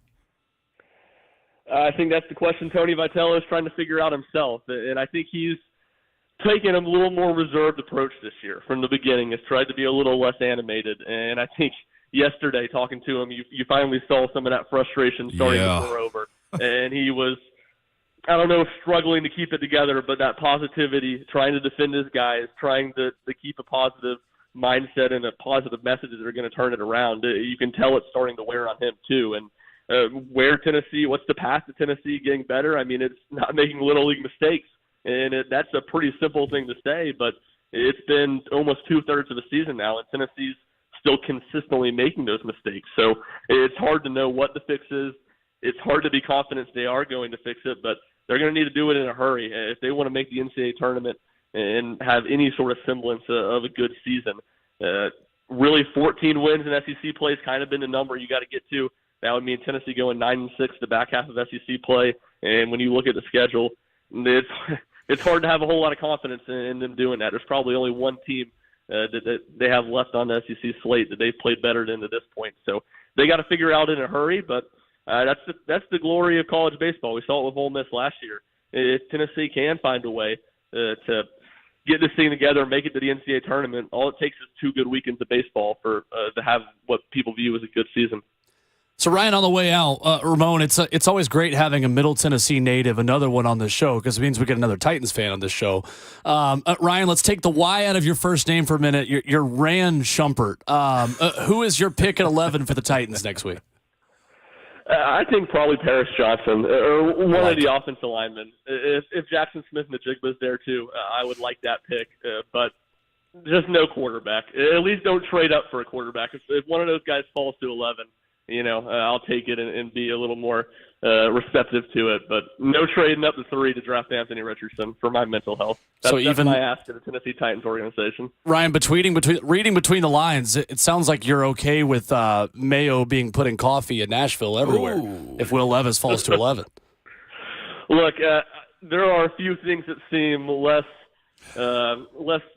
consuming or sound good to me than a cup of coffee to begin with, and now you add mayo in it. That's just Ryan, you're not a coffee guy? One of the more disgusting things. I'm not a coffee guy. What? Can't stand it. How long have I known you? I've never known this about you. How do you cover all the things that you have to cover as a beat writer in Knoxville without coffee?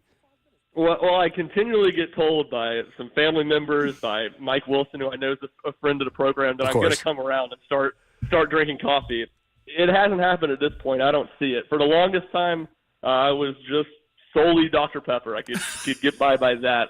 I finally broke down and will occasionally drink a Celsius now when I really need to, which I had one of those driving back from Fayetteville last night. But still staying strong, no coffee. I've finally given in to energy drinks. The Celsius I had actually driving back from Athens after the football game this year was my first energy drink either. So I finally given in there. Maybe I'll eventually give in to coffee, but I can't say I can see it coming from him. Wait. Let's not bury the headline. He drove back from Fayetteville? Oh, bless your heart. Bless your heart. Dear goodness, man. My. Did you stop at game 1 of Lakers-Grizzlies on the way back? I was glad to see, because I obviously knew Lakers-Grizzlies was yesterday, but I didn't know what time it was. I was a little worried I was going to be hitting some late-night Memphis traffic from Lakers-Grizzlies, which would have just been an absolutely nightmare into the trip. Luckily, that was not the case. Ryan's the real MVP. I'm driving Fayetteville all the way through Tennessee. That's serious. What the heck? Did all the recruits in Knoxville take all the flights? Native. Yeah. I did stop. I am in Brentwood right now. I didn't make it all the way to Knoxville, but made it to 7 hours back to Middle Tennessee last night. Perfect. Well, I'll tell you this. On your coffee take, you and Ron Slayer in the same boat. He is anti-coffee also. He's a hot chocolate guy, so you always got that. The apartment complex I used to live at when I was a student had a little Starbucks coffee machine in it, and I probably drank more hot chocolate out of that thing than anybody else drank coffee out of it. So I'm with Ron on the take. Huge hot chocolate guy. Being compared to Ron Slay, always a good thing. Always a good thing. Always, for sure. Absolutely. Ryan Schumpert, our guest this morning, covering Tennessee for Rocky Top Insider and driving around the country. Wow. This is good stuff. Ryan, thanks so much, man. Yeah, I appreciate you guys having me on. Thanks. Yes, sir. There he is. Wow! That's impressive. I'm not even taking that drive. From here. And you do a lot of drives for baseball. For the boys. Oh, my. And then it get flat, too. Going to West Tennessee and through Arkansas and stuff.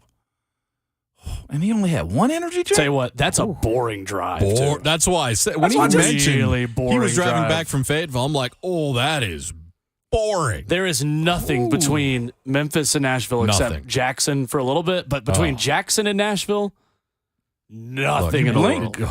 And that's it's it. so bad. That's the life of beat writing. It's kind of Clarksville up to like Hopkinsville and Paducah and all that. That's just as bad. That's true, too. Yeah, because the drive to Lexington's not a good one either. I never Or to taken that Cincinnati. one. I don't mind that as much. I don't know. Oh, nothing's as bad. There's at least a little bit en route to Louisville and then to Cincinnati. But, yeah. Oh, yeah. That drive to Louisville? Yeah. Oh, my. Yeah. Oh, the problem is once you do that, you end up in Cincinnati. That's pretty much. That's the issue with that. But then if you take the Bluegrass Highway out to Lexington from there, I never taken that. But that's kind of beautiful. Well, at least Kentucky has 3-lane interstates. Right. That's a positive. That can be nice. Kentucky and Georgia, it gets so much quicker when you get to those states because you have the extra lane, and you can avoid these slow trucks in the fast lane. That's very true, too. Coming up next, we'll wrap up the show. I'll get you your final marathon update before the Buck Rising Show takes over. What? Against the will of Jonathan Schaefer. So much. It's 104.5 The Zone. Nathaniel!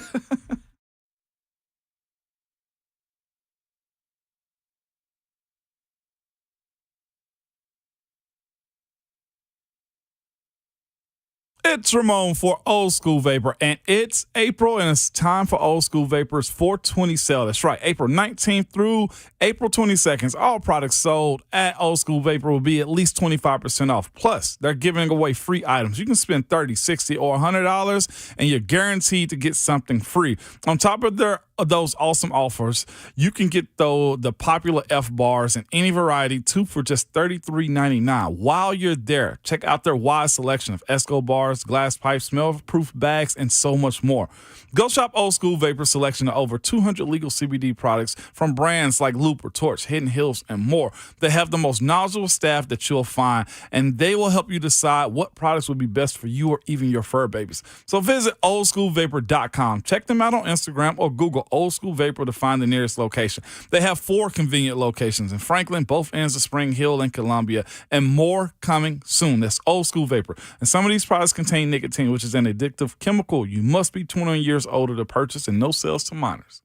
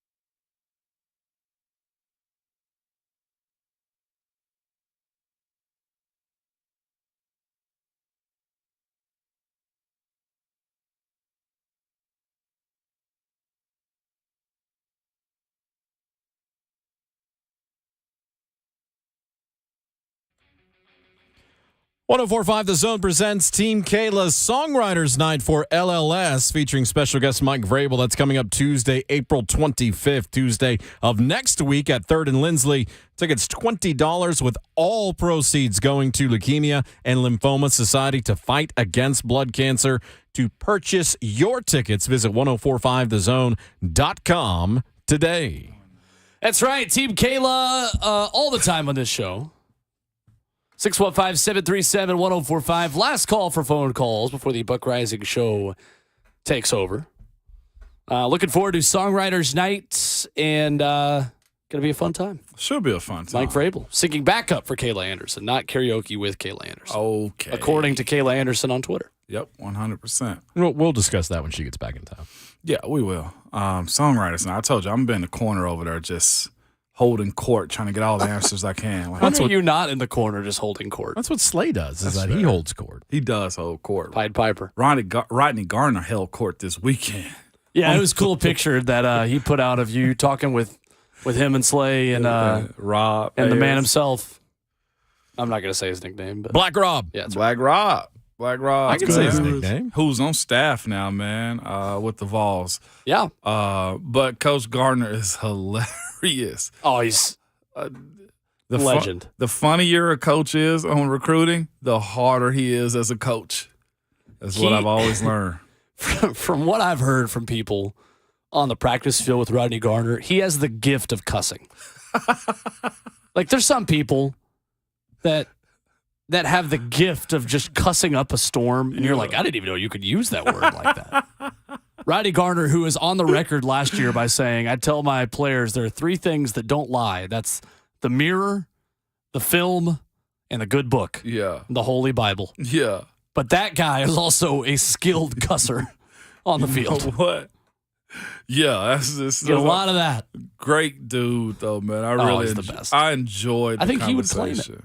Yeah, I agree with that. He'd say whatever it takes. I enjoyed the conversation with him. Really solid dude and really expects a lot. If you want your kids to go to school and get the most out of all things involved, athletics and academics, if you're into that, he's the type of coach you want to be coaching because he cares about them like crazy, too. We did mention with Ryan Schumpert, the safety Tennessee got a commitment from over the weekend from St. Francis Academy, which is a powerhouse program. Is it really? In the state of Maryland. Oh, yeah. Stock has risen substantially. Tennessee was early on him. Mm-hmm. 3-star safety right now. But since October of his junior season, has picked up offers from Louisville, Miami, Michigan, Michigan State, Oklahoma, Wake Forest, and Wisconsin.